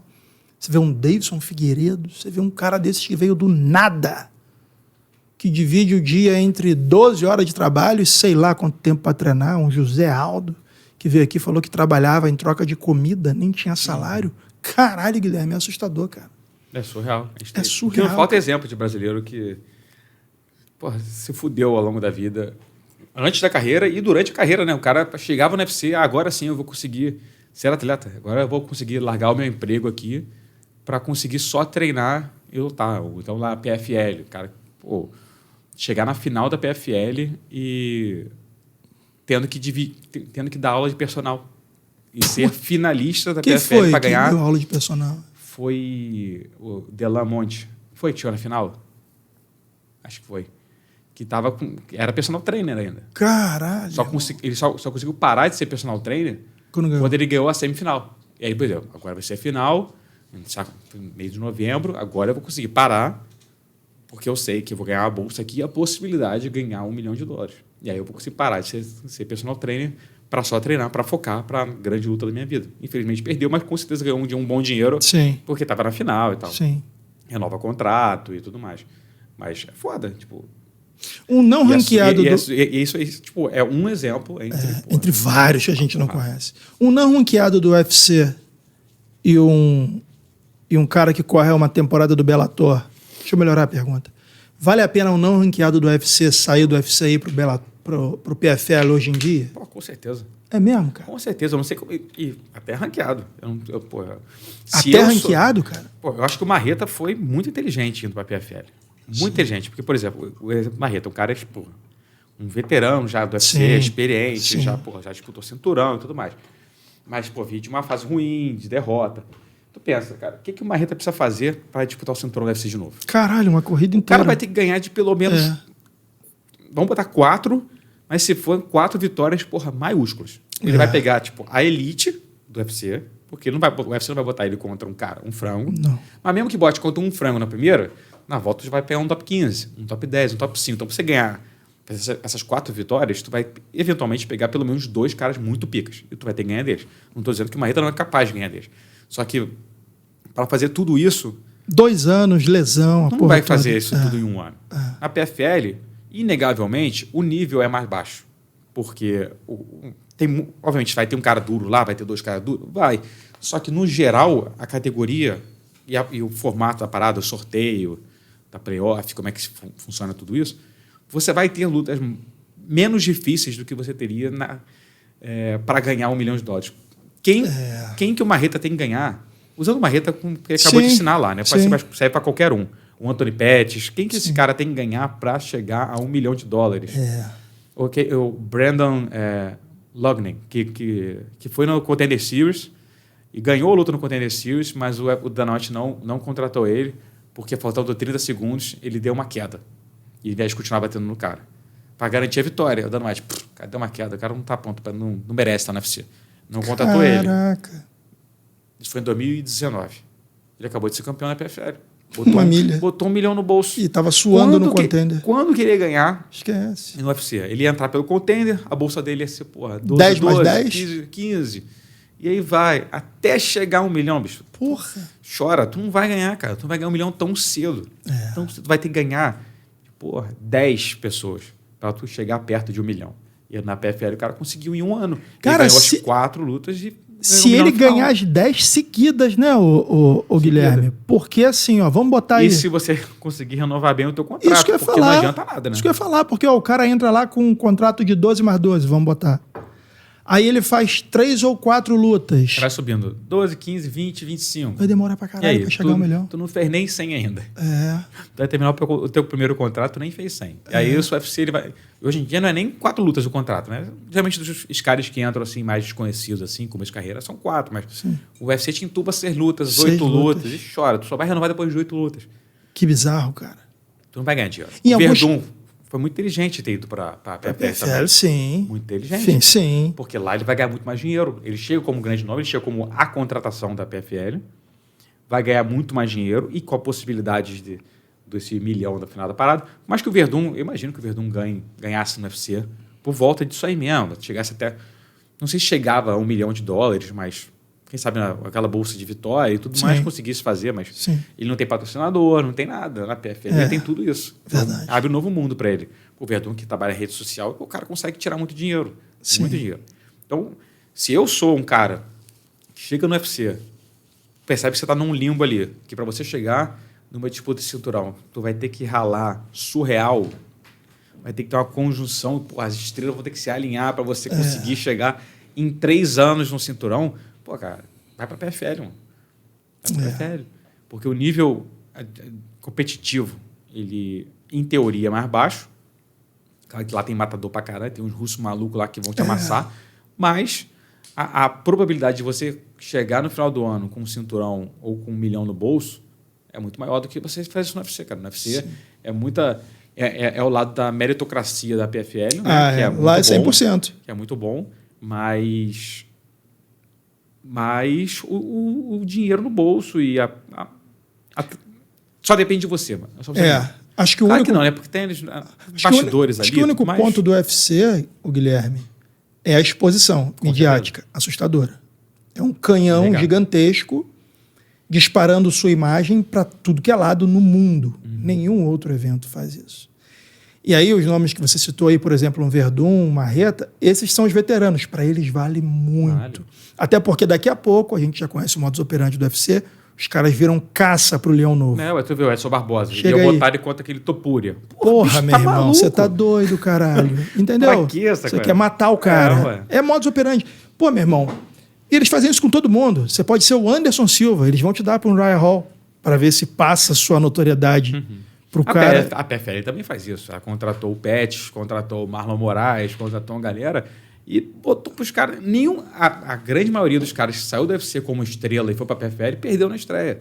Ou perdeu na segunda luta. Então, o próprio Verdun perdeu pro Renan Problema. Por quê? Porque o MMA é um esporte construído nisso. Vamos pegar o cara que está em fim de carreira, o cara que é mais experiente, famoso. Se você olha para ele e pensa, pô, esse cara não vai mais render tanto assim, ou daqui a 2 lutas ele não vai querer renovar comigo, vou usar ele de escada. E bota ele contra o cara que ganha menos, que tem um potencial midiático, você usa ele, pô, passa por cima desse cara aqui, vamos tornar você famoso. Só que na PFL o desenho já está feito. Se você passar por aquele cara, você sabe exatamente qual é o caminho para chegar. O caminho do Leão Velho e do Leão Novo é o mesmo caminho. Quem chegar, chegou. No UFC nada disso é muito claro, né, irmão? porque pode ser que o Leão Velho não seja mais interesse. Com certeza. Ainda mais depois do balão que eles tomaram do George St. Pierre, que ganhou e não defendeu. É. Os caras ficam muito putos. Meu. Tu vê o papo agora do Cerrudo enfrentar o Sterling pelo cinturão. Cara, eu só acredito vendo. Os dois disseram aí que tá um acordo, que vai rolar e tal, mas, pô, depois que o St. Pierre fez o que fez, o Cerrudo também fez, né? Porque ele ganhou o cinturão e se aposentou para voltar anos depois. E fazer de novo. Não custa nada. Mete um dinheiro no bolso e fala, vou descansar. O cabelo que não tem, mano. Pô, já pensou? Vai de novo, campeão de novo, se aposenta de novo. Pô, tá maluco. Eu duvido também. Acho muito difícil. Mas o Borrachinha, você acha que ele vai para a PFL e para ele em particular é um bom negócio? Já que a gente está falando de PFL. Cara, o Borrachinha, ele é um cara que eu achei que tem condição de ser campeão do UFC. Ele tem talento para isso. Sim. Eu acho que deveria mudar algumas coisas na vida dele, de treino e tudo mais, mas é com ele. Mas acho que ele ganharia mais dinheiro fora do UFC. Fora do UFC, acho que ele ganha mais dinheiro. Talvez até fora do MMA, tipo, ir para um boxe da vida e tal. Mas tudo é complicado ali, né? Tá tudo muito complicado. Porque eu não sei se ele escolheu o melhor momento para pedir um aumento, porque o aumento depende de entrega. Perdeu pro Vettori. Se ele ganha do Vettori. Exato. Ganha bem do Vettori. No peso. Beleza. Ganha bem. O Luke Rockhold, porra. Faz o que todo mundo esperava que você fizesse. Nocauteasse o Luke Rockhold. Beleza. Só que aí, tipo, teve a luta com a Adesanya, com toda a polêmica depois do vinho e tudo mais. Aí a luta com o Vettori, que foi uma luta maneira, mas perdeu, tá lá. Perdeu, mano. Ponto. Aí a luta com o Rockhold, que ganhou, mas não fez o que as pessoas esperavam que ele fosse fazer. Né? Tipo assim, o mínimo era passar o carro. É o tipo de luta que vai ser injusta, porque você tem que matar o cara. Ele era o Leão. Tem que matar o cara. Ele foi jogado lá para matar o Luke Rockhold e não fez. Então, acho que ele é um cara popular ainda, um cara, pô, que está ficando mais popular fora do Brasil do que no Brasil. Isso que eu ia falar, ele fez isso muito bem, cara. Está ficando mais popular lá fora. Mas sem entrega não o UFC é dinheiro, mano. O Hunter, o cara, o Dana White, os caras não são bobos, não nasceram ontem. Então, eles vão brigar com você e tal. E pelo que ele falou, né? Tipo, a questão foi, é isso aqui o valor e acabou. Porque, cara, a verdade é que o esporte é difícil para os atletas, porque o Borrachinha é substituível. Todo mundo ali. Todo mundo. Grande maioria. O McGregor é substituível? Porra, você consegue fazer... Ele não luta quanto tempo? Você consegue fazer 3 anos de evento da UFC sem o McGregor. Tu vai vender com ele, você vende muito mais? Isso que eu ia falar. Você vende muito mais, mas o UFC não vai falir se perder o McGregor. Não vai. Se o McGregor se aposentar, nunca mais lutar, foda-se. Vão fabricar outro. O Dana White vai estar lá com o dinheiro no bolso e não interessa, entendeu? Esse é o problema. Esse é o problema que vem com acordos do UFC com a ESPN lá fora, que garante o UFC vai ganhar dinheiro, independente se o pay-per-view vender muito ou vender pouco. Se o UFC vender, o acordo do UFC com a ESPN, ele vai ganhar garantido o que ele ganharia antes se vendesse 500 mil de pay-per-views. Caraca. Alguma coisa assim, entendeu? Entendi. Então, antigamente o UFC tinha que suar para vender de qualquer jeito. Suava. Então, ele precisava do McGregor, da Ronda e tudo mais. Hoje em dia, ele bota qualquer pay-per-view, o dinheiro que a ESPN vai pagar para passar o pay-per-view por dentro da plataforma deles, já garante isso muito mais do que venderia. Se você botar o UFC Rio que vai ter agora, Golovin de Jamal Hill, o Davidson Figueiredo com o Breno Moreno. Esse UFC, especialmente no Brasil, que historicamente vende mal fora do Brasil quando o evento é aqui. Esse evento ia vender 200 mil pacotes. E olha lá, sendo generoso, porque o card não é um card pesado, importante para o público americano. Sim. Hoje o UFC ele vai ganhar o dinheiro como se tivesse vendido 500 mil. Então você não está nem aí, cara. Então ele não precisa. Ele faz o card que ele quiser e acabou. Ele vai garantir, já está garantido o dinheiro dele. Então o lutador, cada vez mais, todos os acordos tornam o lutador dispensável. Então o Borrachinha, ele é um grande lutador? Ele tem um potencial de um personagem que a galera gosta ou desgosta e quer ver perder? Tem. Só que o UFC ele não vai fazer a loucura para manter o Borrachinha. Como ele poderia ter feito antes no passado, mas hoje em dia ele não faz, porque Borrachinha, tu quer lutar, mas não. Tá bom, tá preso no contrato. Essa luta aqui, não quer, tá bom, tchau. O valor é esse. Tem alguns contratos que também vencem por decurso de prazo, né? Quando é muito bem negociado, né? O do St. Pierre acabou em novembro. 5 anos. Caralho! 5 anos da luta com o Bisping. O cara de sapato falou aqui que o irmão dele é advogado, quando leu o contrato, falou, caralho, irmão, só falta a sua alma aqui, é surreal. Deve ser muito difícil um lutador... Cara, eu venho do mundo corporativo. Você lutar contra uma máquina do tamanho do UFC sei lá, é perda de tempo, é impossível. Eu vou te mandar o contrato do UFC pra você dar uma olhada. Me manda, por favor, É surreal, é doido. Porque e aí você vê os caras se opondo... Assim, você se opor faz parte, mas eu acho que o seu manager tem que ser um cara com networking absurdo. Porque é ele que tem que fazer isso por você. Quando eu vejo o produto se virar contra o sistema... tem que ser muito poderoso. Exato, você tem que ser foda. Para você conseguir convencer o UFC de mudar o contrato padrão deles, tu tem que ser o cara. Tu tem que ser, ou você é ou seu manager, porra. Ou você é um empresário com muito contato. Isso. Com muito atleta ali, que o UFC abre as pernas num momento ou outro. Ou você tem que ser um lutador McGregor. Exato. O McGregor não tem o mesmo contrato do Borrachinha. O McGregor não tem o mesmo contato da Poliana Viana. Não tem. Porque ele é o McGregor. Mas para você conseguir fazer isso, você tem que ter poder. Tipo, qualquer adversário. O adversário do Ismael Bonfim, que eu falei mais cedo. Sim. Se esse cara chegar para você e falar, não, cara, eu quero meu contato, não gostei dessa cláusula aqui, muda para mim. Você já tá... Não dá, não. Mas vai falar assim, eu tiro o chave da boca, tu tá de sacanagem. Você falou, não vai rolar. Porque, tipo assim, você, cara, ninguém, desculpa, mas não vai vender um pay-per-view. Vai vender um pay-per-view pra tua família. Já se reunir pra comprar pay-per-view pra te ver lutar. E acabou. Então é foda, cara. É uma parada muito, muito ingrata. É o capitalismo. É o capitalismo, luta. Não tem jeito. Conversa, o patrão vai rir e você dança. Tu luta pra ele ou você vai... E não é nem ou você procura outro evento, né? Você está preso ao seu contrato. Você está preso ao seu contrato. Você procura outro evento sem deixar você para outro evento. Senão você cumpre o seu contrato até o final. O UFC pode tudo e o atleta pode que o UFC deixar você poder. É isso que é muito... Que foda! Isso é muito injusto pro lutador. Cara, o lutador só se foge nessa parada. Puta que pariu. É ele que toma porrada na cara lá dentro. E irmão. É ele que está preso ao contrato. O UFC pode mandar a qualquer hora, vai embora a qualquer hora. Mas você não pode ir embora a qualquer hora. Você pode se aposentar. Mas se você aposentar, você está preso ao contrato do UFC. O contrato ele não se extingue se você se aposentar. Tu vai continuar preso para sempre. A não ser que seja um contrato com decurso de prazo, como é o caso do Saint-Pierre. Sim, eventualmente você vai sair. Se você for um cara muito pica. Mas tem casos que você se aposenta e o seu contrato se congela. Ah, não, então. Então, é isso que é o ponto. Quando você voltar, ele recomeça. Isso.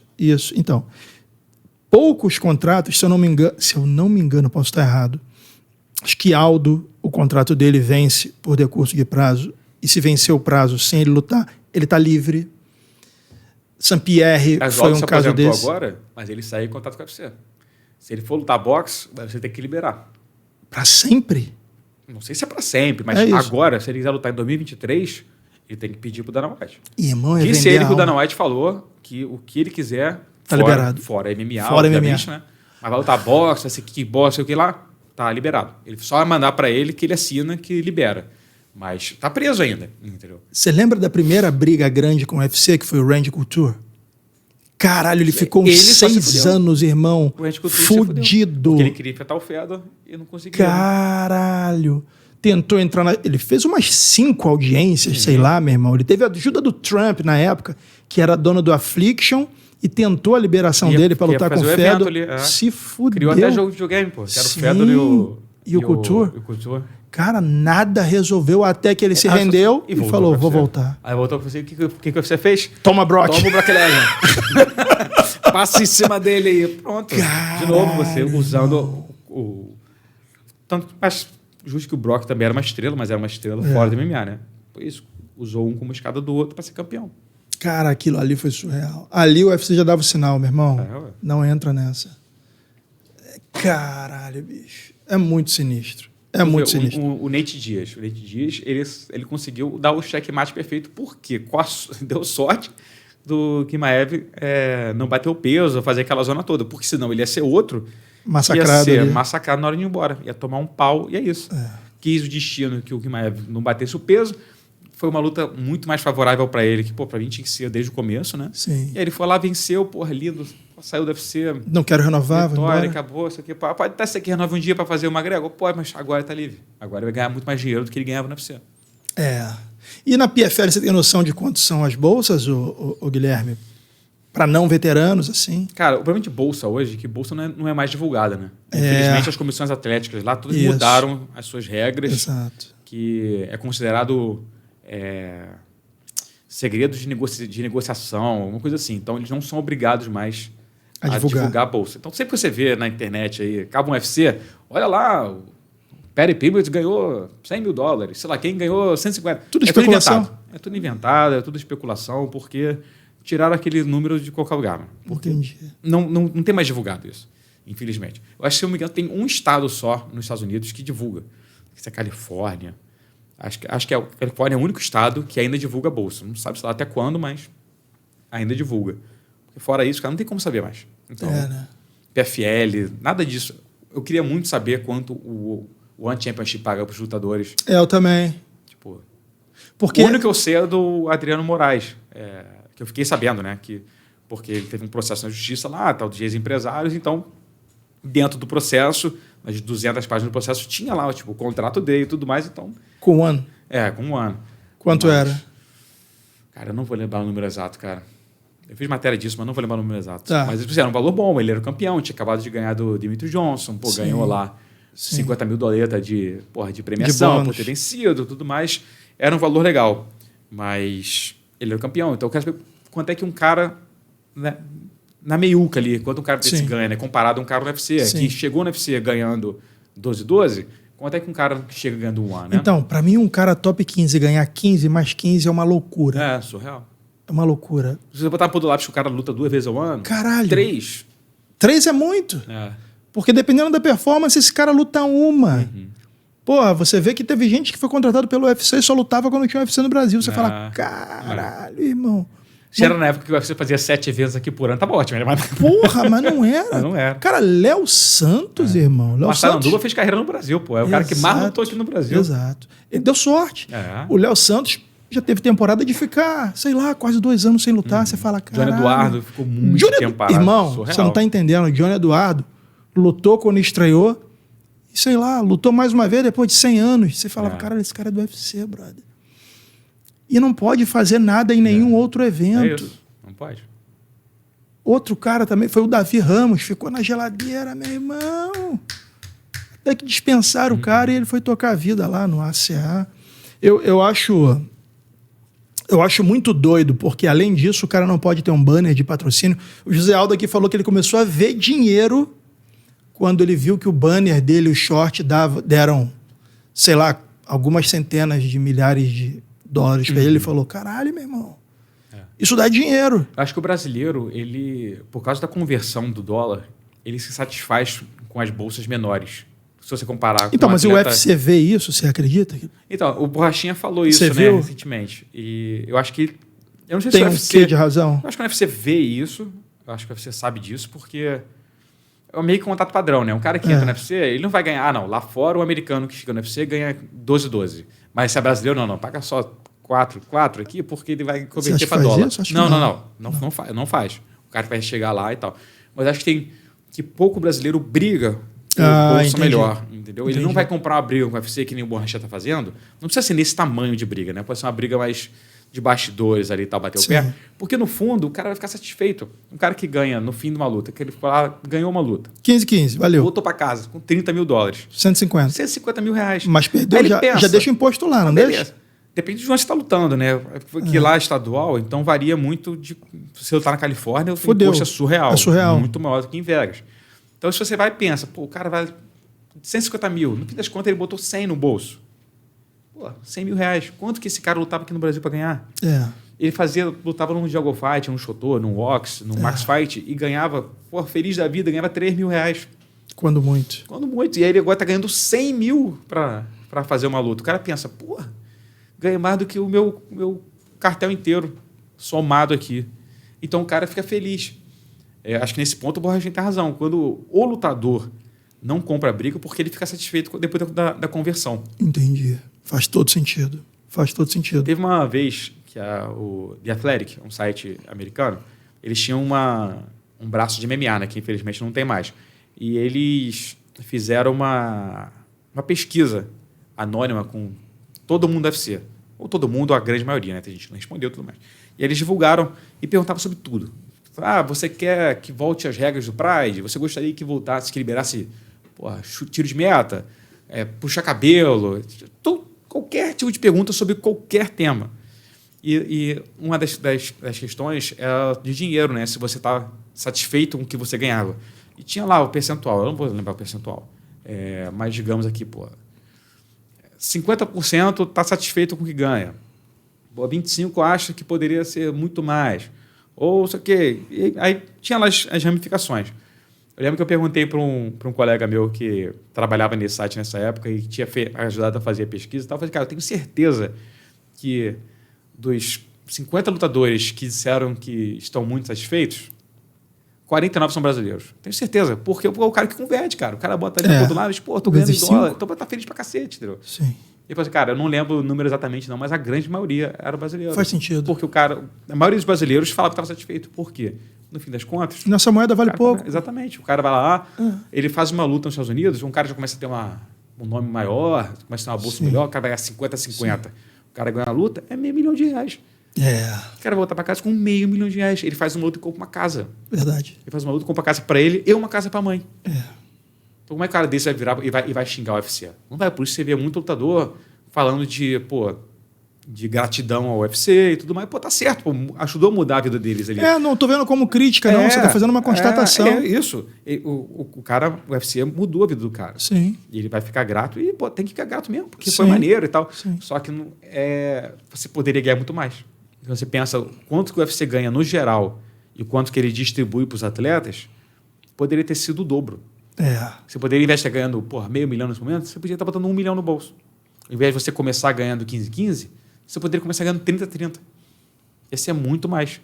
O UFC tem condições de pagar isso. O UFC tem condições de dobrar a bolsa de todo mundo agora. Tem. E não falir. Fácil. Claro. Vai continuar ganhando muito dinheiro. Cara, mas não vai fazer, porque o cara quer ganhar mais. Então, e aí eu acho que o grande lance do UFC e a grande diferença do UFC para os outros eventos é que o UFC pertence a um grupo listado em bolsa. Tem que dar lucro para o acionista justificar a compra do papel. Isso faz uma diferença tremenda. Porque não é uma questão de quanto gera de lucro, é quanto a minha margem cresce ano a ano. Acho que acho que o Bellator é da Paramount. Só que o Bellator deve ser uma fatia muito pequenininha de tudo que é a Paramount, porque eu nem vejo eles se envolverem. Né?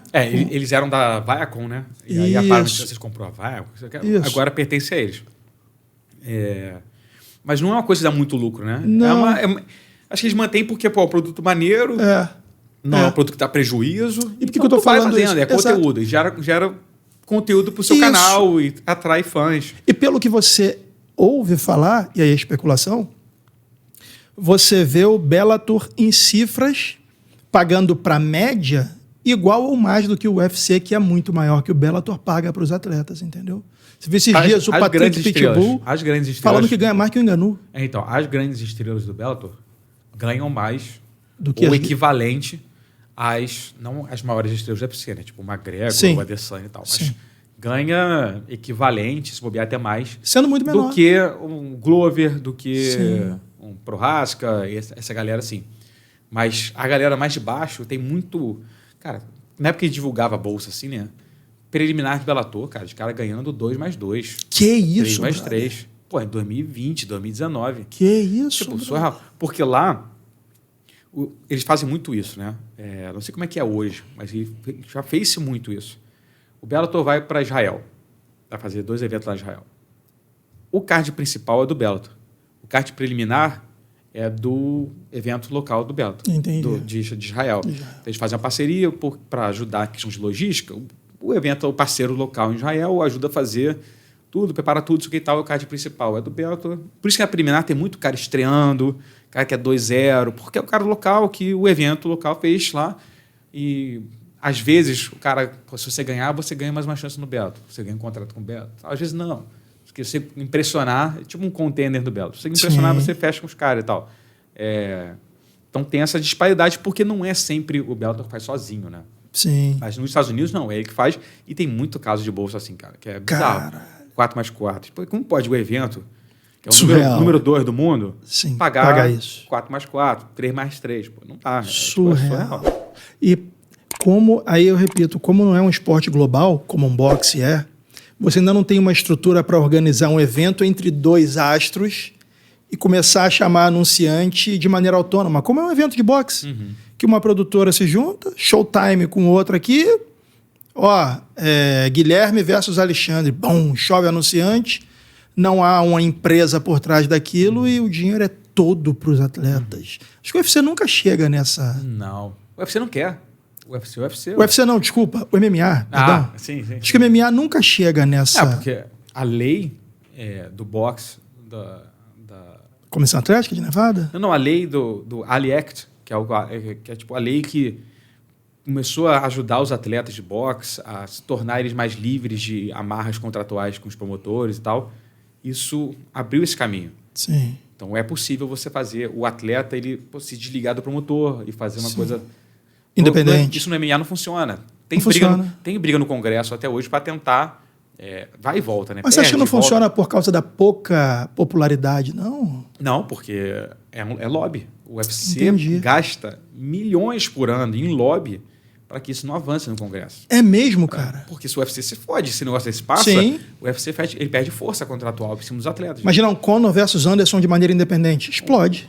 Não vai ser independente, mas o UFC ele vai participar, só que ele não vai conseguir impedir. Ele não vai conseguir impedir que o Conor enfrente o Patrício Pitbull. Sim. Se eles querem fazer, eles vão ter que dar um jeito de fazer. Vai ter que existir um ranking unificado, vai ter que ter defesas obrigatórias de cinturão. Você vê, né? Tipo, o cara campeão do boxe, ele quer fazer essa luta aqui dessas duas grandes estrelas, só que, antes ele vai ter que defender um mandatório, que é uma defesa de cinturão contra o cara que é o número 2 do ranking. Então, antes dessa luta bilionária que você vai fazer, você tem que enfrentar esse cara aqui que ninguém se importa, mas é o cara que está ali no segundo do ranking, ele ganhou a chance dele através da meritocracia, então ele vai ter que disputar o cinturão. O UFC faz lobby para que isso não ocorra. Para que não ocorra? Para que não passe no Congresso, porque senão o UFC ele vai perder muita força, vai perder muito dinheiro. Se os lutadores de MMA começarem a querer fazer lutas de exibição, como um Floyd faz hoje, o MMA ainda não consegue fazer isso. Entende que eu estou falando de uma situação... de MMA de exibição? Porque aí, hoje você tem o Floyd, que ele não precisa defender, ele não precisa entrar via WBC, não precisa de nada disso. Ele faz luta de exibição, vale uma luta como uma luta de verdade. Mas no MMA você tem que ter autorização. Então. Se é MMA. Eu acho que o contrato do UFC, ele tem lá. Não, eu digo o seguinte, Anderson está fora do contrato. Sim. Ok? Aí, Vitor também está fora do contrato. Sim. Aí eu organizei o meu evento no meu quintal e fiz. Isso. Pode. Não, isso você pode. Eu estou dizendo que o UFC, esse Ali Act, ele permitiria que você, sob contrato com o UFC, sua relação com o UFC contratual ia afrouxar. E aí você ia facilitar que você botasse um cara do UFC contra o cara do Bellator. Por exemplo, teve agora no fim do ano, né? Você quebra o UFC. O Bellator contra o Rising. Mandando o Patrício Pitbull para enfrentar o Kleber Koike, o Satoshi e o AJ McKee.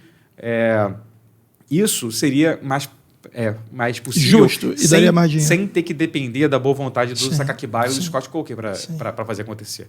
Porque as questões legais dentro dos Estados Unidos seria mais fácil acontecer. Então, ia permitir que isso acontecesse sem a boa vontade do Dana White de deixar o Conor enfrentar o Mayweather. Sob contrato do UFC, isso não vai acontecer nunca. Não vai acontecer nunca. E não adianta ficar insistindo, pedindo. O Patrício Pitbull passou anos falando que queria enfrentar o Aldo, o Volkanovski.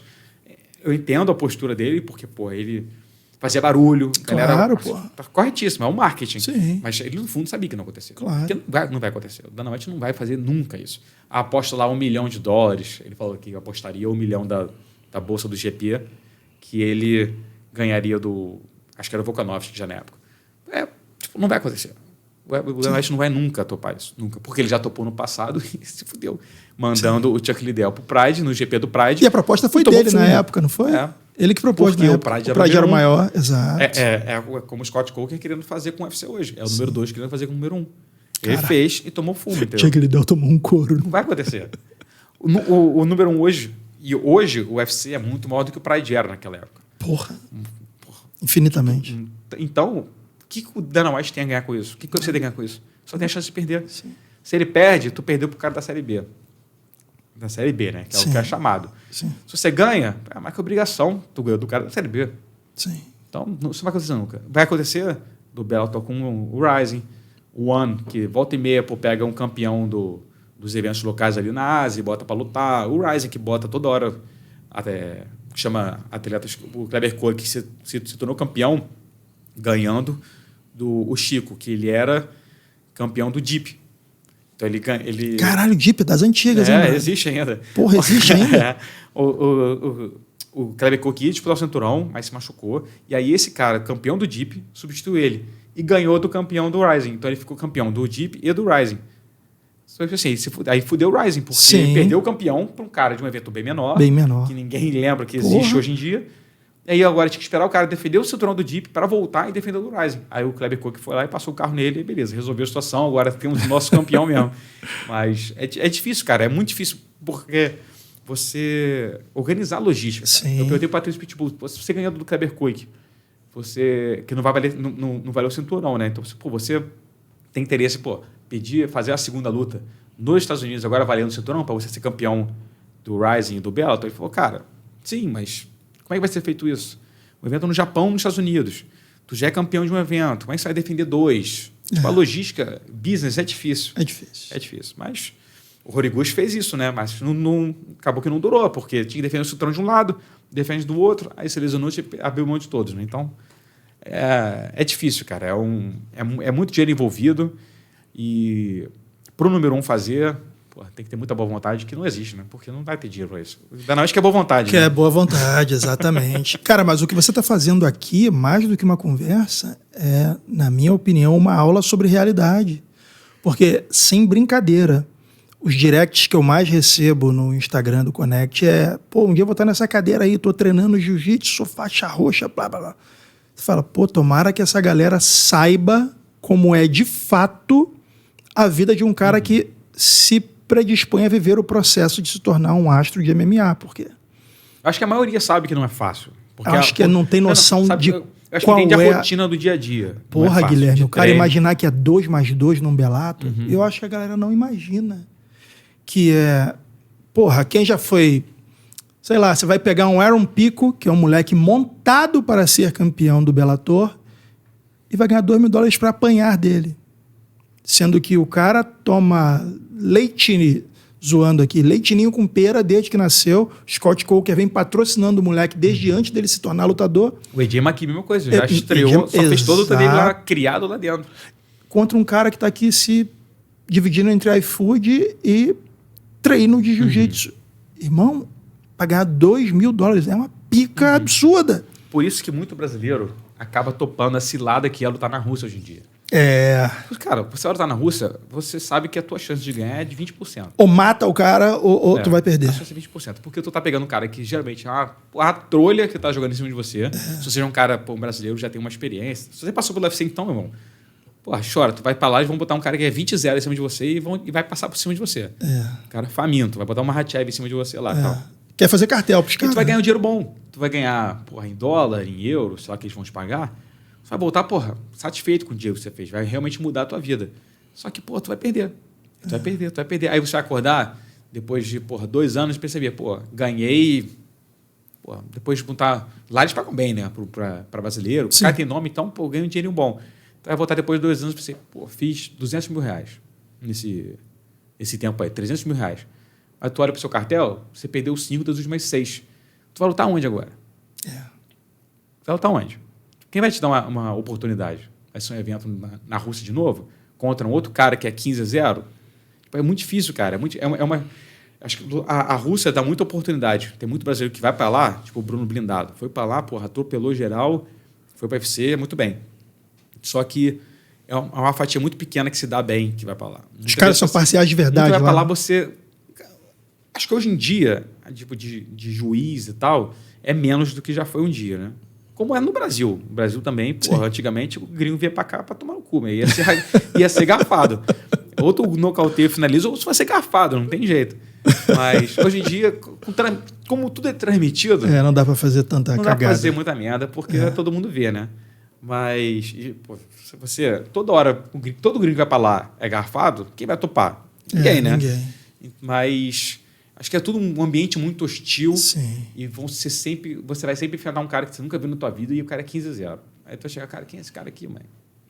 Você vai sempre enfrentar o próximo Khabib. Então, acho que tem que ter muita sabedoria na hora de você aceitar começar a fazer carreira na Rússia, porque pode ser um caminho sem volta. Tu pode chegar lá e, tu vai ganhar um dinheiro bom, mas tua carreira ela vai acabar esportivamente, porque você vai perder 5 lutas seguidas e não vai arrumar mais nada. E vai ter que voltar para o Brasil para lutar num evento pequeno que vai te pagar R$5.000 com sorte. E aí você acaba invalidando sua carreira no longo prazo. Porque se o seu cartel internacional for uma vitória e 5 derrotas, você voltar para cá para fazer no território nacional não vai mais te viabilizar outros eventos, não.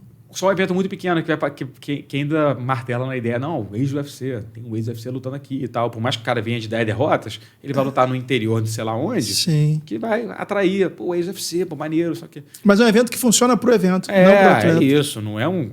O atleta ele não está se alavancando ali, está apenas ganhando um dinheiro para pagar suas contas. Sim. Eu estava vendo esses dias, o Toquinho lutou na Rússia, né? Sim. Ele ganhou ou perdeu? Perdeu. Aí tu vê, o Toquinho acho que ganhou 1, 2 das últimas, sei lá, 10. Por aí, alguma coisa desse tipo assim. Caralho, sério? É tipo, eu não tenho os números exatos na minha cabeça, mas é por aí. Desde a da época do World Series, que começou a ir pra Rússia. Aí jogam uma trolha em cima dele, ele é garfado numa luta aqui, é nocauteado em outra, foi nocauteado de novo. Tipo assim. E aí tu vê o Toquinho, que tinha o maior potencial. Sim. Teve muitos problemas ao longo da carreira, foi inegável, indiscutível, mas um cara que poderia estar ganhando dinheiro bom ainda, poderia estar sendo competitivo em algum lugar e está indo para a Rússia enfrentar caras completamente desconhecidos que são as picas que tá fazendo nome em cima dele.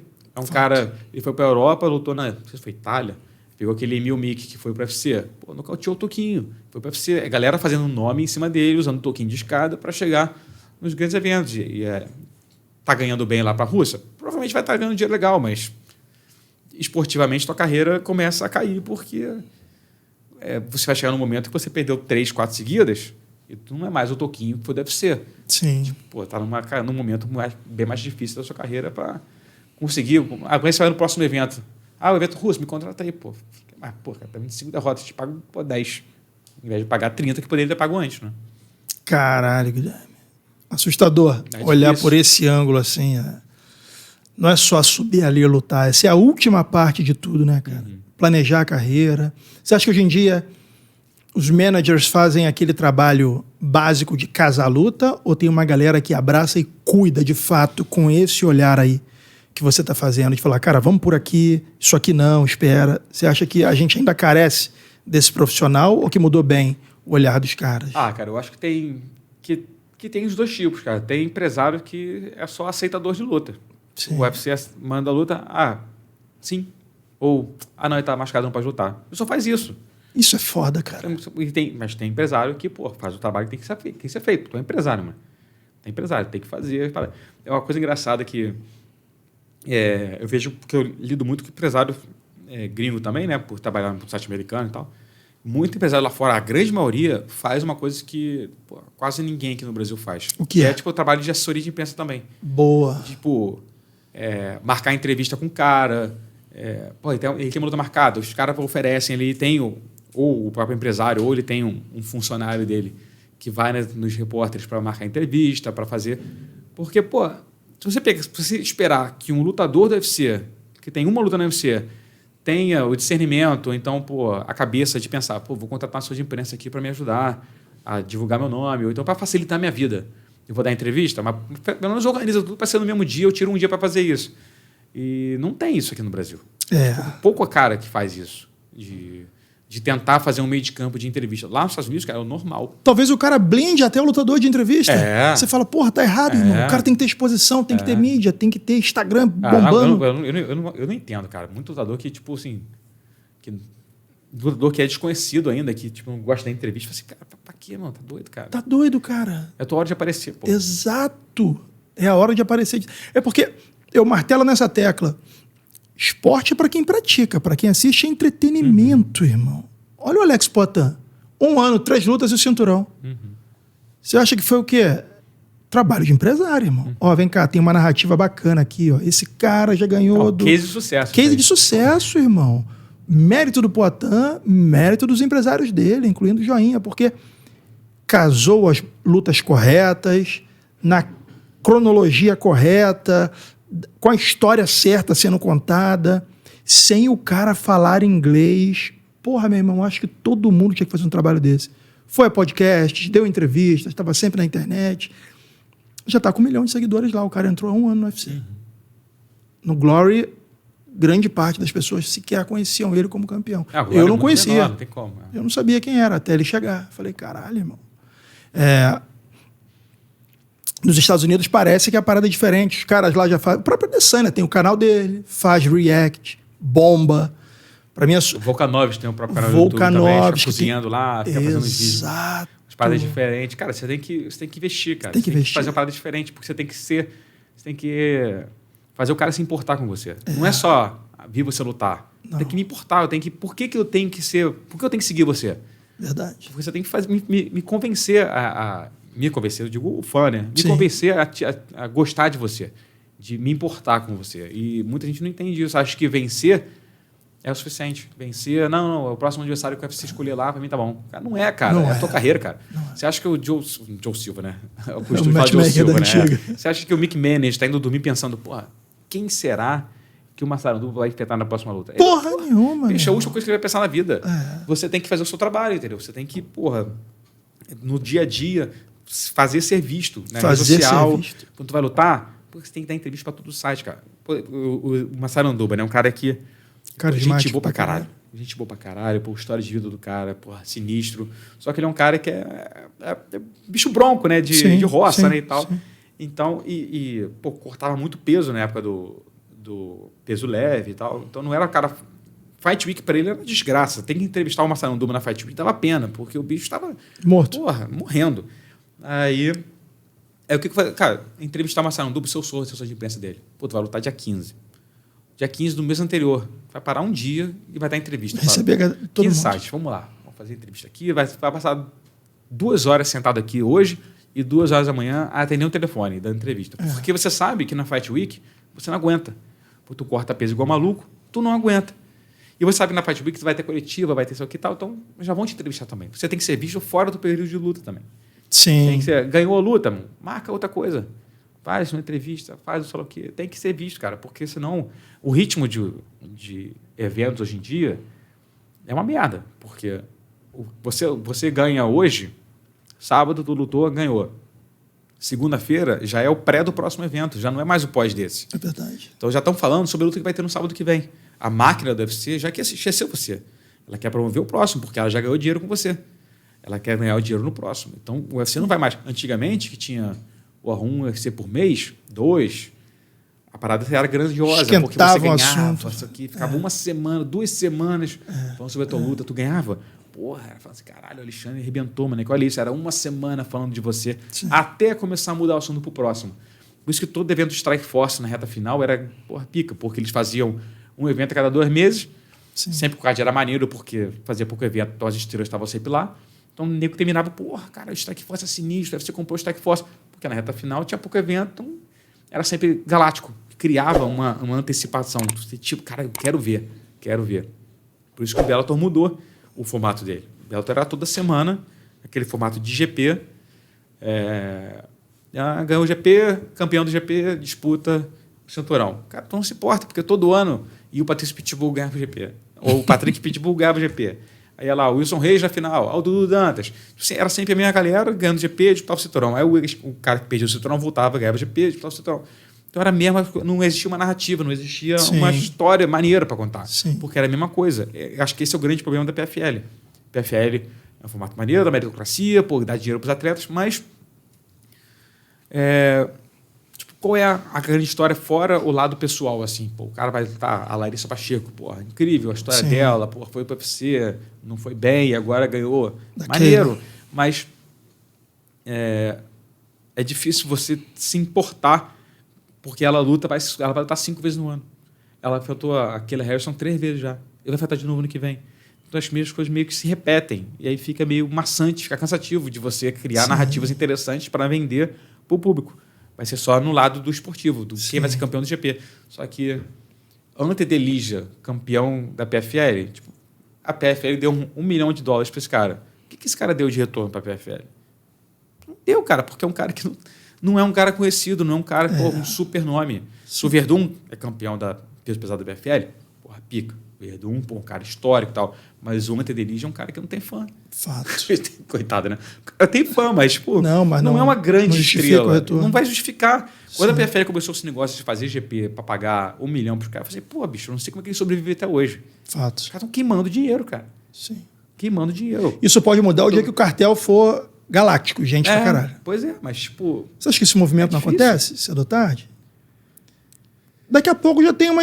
Por exemplo, vamos imaginar tem o meio... galera de nome. Isso que eu ia falar, o meio pesado masculino lá. Marreta, cara de sapato, borrachinha.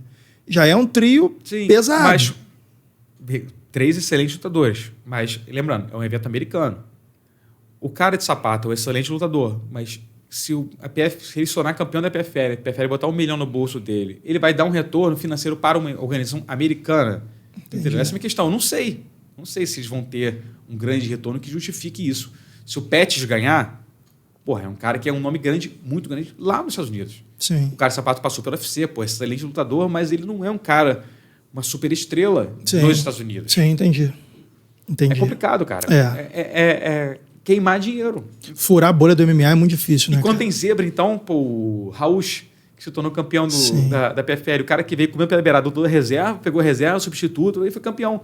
Tipo, o PFL botou 1 milhão no bolso dele. Porra, parabéns, excelente lutador. Porra, história de vida pica, o cara, gente boa pra caralho. Só que, pô, ele não vai dar esse retorno de 1 milhão pra PFL. A PFL não vai ter um retorno com o Rausch como campeão, entendeu? Por isso que a meritocracia é ótima para o atleta, mas pro business é bom? Nem sempre. Só se você der sorte do cara que foi campeão na meritocracia também ser um cara muito famoso, né? Falou se calhar uma coisa com a outra. É difícil, cara. Então, e furar a bolha do MMA é muito difícil, né, cara? Eu vejo isso por aqui. Grande parte da audiência do podcast é MMA.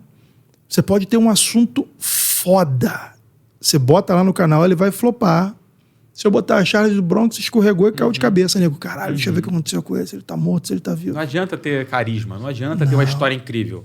Tipo, cara, tem que ter aquele fator que torna você uma estrela. É muito difícil, cara. O Charles tá conseguindo, cara. Ele foi no podcast do Primo Rico, por exemplo. O Charles é um cara que é fora da curva. E é um cara que nunca foi assim. Exato. Ele explodiu. Explodiu. A parada da balança ajudou, cara. Por mais que a gente ache que não. Eu não sei se ajudou a ele em termos de dinheiro, mas em termos de fama, em termos de imagem, porra, ele explodiu. Você vê pessoas do seu trabalho que não vêem luta falando, cara, e esse Charles do Bronx? Que sacanagem que fizeram com ele. O cara é bom mesmo? O cara vai ganhar? Agora é ele manter isso. Acho que vai manter. Apesar do UFC não olhar para ele, na minha opinião, como olha para uma luta entre um Volkanovski e um Makhachev, acho que ele tem tudo para que no Brasil a fama dele alcance níveis de um Anderson Silva e de um Vitor Belfort, na época que o Vitor e o Anderson lutaram, entendeu? Acho que a próxima luta do Charles, eu não sei quais são os planos do UFC para o Brasil esse ano, né? Eu sei que a gente vai fazer 3 eventos. Primeiro agora no Rio de Janeiro. 3? Não sei qual vai ser São Paulo. Provavelmente vai fazer um evento em São Paulo. Sim. Cara, se eu sou o Charles, se o UFC vira, cara, a gente vai em São Paulo em junho, maio. Cara, senta e tá espera. No card. Tu tem que lutar no Brasil, cara. Ele tinha que ter feito essa luta no Brasil. Sim. Tinha que ter feito no Brasil. Tinha que ter batido o pé. Sei que o UFC queria, o Makhachev e Abu Dhabi. Bicho, não consigo. Não dá. Foda-se, mané. Tem que lutar no Brasil, cara. O Charles lutou tanto no Brasil antes de ser uma estrela. Mas agora eu acho que se não desse, o nego botava o Volkanovski, cara. Bota. Entendeu? Bota o Volkanovski lá contra o Makhachev em Abu Dhabi. Foda-se. O Charles chegou no ponto em que o Charles ele era o campeão da UFC. Mesmo sem cinturão. O Charles não precisava do cinturão. O Charles, ele é o campeão da UFC. Campeão moral, você diz? É o campeão sem a coroa. Sim. Ele era tratado por todo mundo como campeão. Então, se você faz uma luta, Makhachev e Volkanovski, pelo cinturão em Abu Dhabi, a luta não ia ter. Ela ia atrair, óbvio, ia ser uma grande luta, mas ninguém ia ver, não, esse é o campeão indiscutível do UFC. Não. O campeão é o Charles. O Charles tinha que ter batido o pé para fazer a luta no Brasil. Você acha que ele não tinha que ter lutado com o Makhachev lá em Abu Dhabi? Não. Eu acho que tinha que ter feito no Brasil, cara. Ele tinha que ter batido o pé. Ainda mais com um evento marcado no Brasil, cara. 3 meses antes. Eu falei assim, não, cara. Vai no Brasil, cara. Vai no Brasil, espera. Não sei como é que foi de negociação, se tentaram bater o pé o máximo que deu, não foi porque possível. os caras devem ter posto pressão pra caralho Mas também. O UFC deve ter enchido o saco dele pra fazer sim. essa luta. E no fim deve ter aquela postura, tipo, vambora, foda-se onde for, quem for, eu vou ganhar. Mas tinha que ter sido no Brasil, cara. Por ele, pelo UFC no Brasil, teria sido muito bom. É o tipo de luta que poderia ser em qualquer lugar, cara. Charles Makhachev. Você esperava aquele resultado, Guilherme? Cara, eu tava muito dividido. Sinceramente. Assim. Eu tava muito dividido. Eu tava, tipo... Tinha dia que eu acordava e pensava, porra, Charles vai passar por cima. E tinha dia que eu acordava e pensava, puta... Fudeu. Conforme ia se aproximando para a data da luta, o fudeu ia ganhando mais força. Por quê? Sei lá, cara, porque eu acho que o Charles, ele é um problema que ele tem, acho que desde sempre, né? Que é levar muito golpe. É uma coisa que ele não conseguiu corrigir nas últimas lutas. E continuava acontecendo. E eu não achava que ia ser o passeio que foi. Tipo, o Makhachev dominou. Sim, fato. Dominou. Fez o que quis com o Charles. O Charles não botou perigo hora nenhuma na luta. Sim. Eu não achava que ele ia fazer isso, entendeu? Mas eu sabia que, uma vez que, se ele conseguisse dar um knockdown que todo mundo deu... Ele ia entrar na guarda. Ele não ia ficar com medo de baguar. Eu falei isso aqui o ano inteiro, Brice. Se o Charles cair, ele vai voar para cima do Charles. Vai voar. E o Charles foi finalizado não porque o Makhachev é um grappler melhor que ele. Ele foi finalizado porque ele tá quase nocauteado. Ele caiu o Grog. Quando ele se deu por si, o cara já estava montado. Assim, não tem o que fazer. Ele bateu porque, bicho, é isso. Acho que se você botar numa luta de grappling entre os dois, o Makhachev finaliza o Charles, é possível. Mas daquela forma ali, que foi por cima em 5 segundos já estava com a posição encaixada, não vai ser, porque ele estava quase nocauteado. Sim. E uma coisa que me surpreendeu foi o boxe do Makhachev. Muito alinhado, como nunca. Pronto pro Charles. Cara, a galera pode achar que era arrogância, mas eu vendo hoje, eu acho que o que o Khabib falava, ele falava porque acreditava, sabia, cara? Ele falava, nós iremos atingir o Charles, porque ele sempre é atingido. E se ele cair, o Makhachev irá finalizar. Cara, foi exatamente o que ele fez, cara. Os caras estavam falando porque era o game plan. Não tinha duas conversas. Era isso e ponto final. E essa luta Makhachev versus Volkanovski? Eu acho que a diferença de tamanho é muito grande. Eu acho que o Makhachev vai finalizar. Eu acho que a diferença de tamanho é muito grande. O Volkanovski é um cara que... excelente lutador, não tenho que questionar. Sim. Mas ele é muito mais baixo. E ele não é um cara que, tem um poder de nocaute absurdo. Tem um chute alto. Nem tem um chão. Isso é o quê? Ou então um finalizador absurdo, exímio, que vai acabar com a luta. Ele, passa o carro em você, ele te domina e te ganha por pontos. Sim. Ele vai ter que fazer isso por 25 minutos com o Makhachev, que é um cara muito maior que ele, um cara que não cansa. E derruba bem pra caralho. Então, acho que o jogo é um jogo que complica. Acho que ele vai derrubar e pegar. Não. Derrubar com a quedinha de judô e finalizar. Ele já mostrou que aguenta, né? Sim. Aguentou uma guilhotina ali contra o Brian Ortega, mas acho que 25 minutos pode ser muito tempo um cara, se o Makhachev ficar nessa pressão em cima, de não andar para trás. Vamos ver como é que vai ser o Volkanovski com 70 quilos também, né? Porque são 4 quilos a mais ali para ele que ele não precisa cortar e isso às vezes é um problema. Lembra quando o BJ Penn subir de categoria, ele ficava destreinado. Claro, o BJ tem umas questões extras, né? Do cara que... mas o Volkanovski, acho que ele vai cometer o mesmo erro. Não, mas já foi pesado, inclusive, cara. Já, na época do rugby. Jogava rugby, exatamente. Mas é diferente, né? No dia a dia, ali na academia, você carregar 4 quilos a mais, você ir pra luta carregando 4 quilos a mais, isso pode... Se ele fizer mas ele vai carregar a mais ou ele vai deixar de perder, cara? Então, mas você vai deixar de perder, só que você está acostumado a treinar com um determinado peso. Eu treino todo dia com 78 quilos. E aí eu vou passar a treinar com 82. Mas eu acho que ele treina todo dia com 78. Porque o cara só começa a perder no período pré-luta. Mas você vai fazer um trabalho físico completamente diferente. Porque você vai fazer um trabalho físico para 70 quilos, não 66. Eu acho que pode fazer diferença. Pode ser. Eu acho que, assim, no caso dele, eu acho que seria uma diferença favorável. Pode ser que não. Você pode afetar a velocidade dele, um gás. Entendi. Mas é uma excelente luta. Vai ser Glover e o Hill. Acho que o Glover passa por cima. Né? mais forte, vai botar pra Cara, baixo? o Rio é um lutador bom e tal, mas acho que o wrestling do Glover vai ser um problema pra ele. Sim. Pra ele lidar nessa luta aí. Acho que... E o camp dele é meio engraçado, ele chamou uns caras que não tem nada a ver pra Chamou simular até o Anthony Smith, Glover. que é um cara que tomou um pau do Glover. Exato. Eu falei, porra, bicho. Tomara que esteja todo desajeitado pra fazer o camp. E entra na porrada. Não, o Rio vai ser tranquilo pra você treinar jeito, não. Pode vir Suave. Suave. Rio de Janeiro é tranquilo. Só vem na boa. Quarta luta, Davidson e Brandon. Cara, ninguém aguenta mais, né? Caralho, irmão. É um caso curioso de 3 lutas incríveis que ninguém aguenta mais ver. É porque 4 já são... Seguidas, cara. Pro Davidson vai ser 4 seguidas. Tipo, é uma luta muito maneira. Todas foram maneiras. Sim. Mas a narrativa que cansa, cara. Exato. A narrativa que cansa. A rivalidade que cansa. Então... Mas tem muito mais o que fazer naquela categoria ali? Tem, pô. Tem o Pantoja, mestre do cinturão. Tem o Nicolau, tem o Matheus, que veio Nicolau, bem que tá demais. muito bem.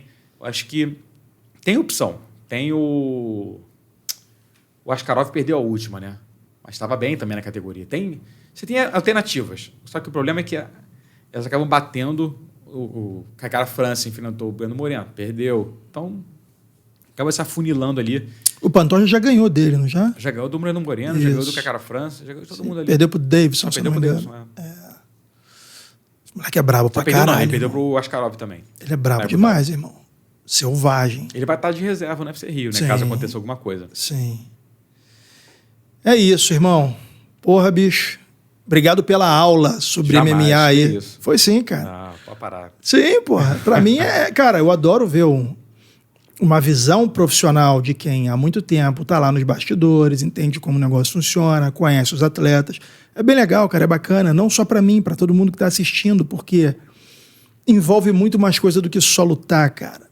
Pode ser que, de repente, um cara que seja um super atleta mal assessorado ponha a carreira dele a perder. Pode ser que um super talento com um tirador de pedido disfarçado de manager comece a tirar pedido pro cara lutar na Rússia e ponha tudo a perder. Pode ser que um cara que não entenda que o dinheiro só vai vir depois que ele tiver, de repente, do top 10 para cima, dê de cara com o processo e fale, caraca, não é nada disso que eu achei, meu irmão, o mundo é injusto, coitado de mim. E se foda. É importante ter essa noção global do que envolve o MMA, porque está cada vez mais parecido com o futebol. 1% do topo da pirâmide vai ganhar muito. Quem está aqui embaixo só completa o time. Bizarro, só que muito menor do que o horizonte do futebol. Obrigado, Guilhermão. Quem quiser te acompanhar e ver mais aí a sua resenha, seus pontos de vista, pode te achar por onde, cara? Então, tem o podcast Trocação Franca, que está no Spotify, todas as plataformas aí pra galera escutar. Só em áudio. Tem muita gente que reclama pedido em YouTube ainda, mas calma. Por enquanto só em áudio. Matérias no MMA Fight em inglês.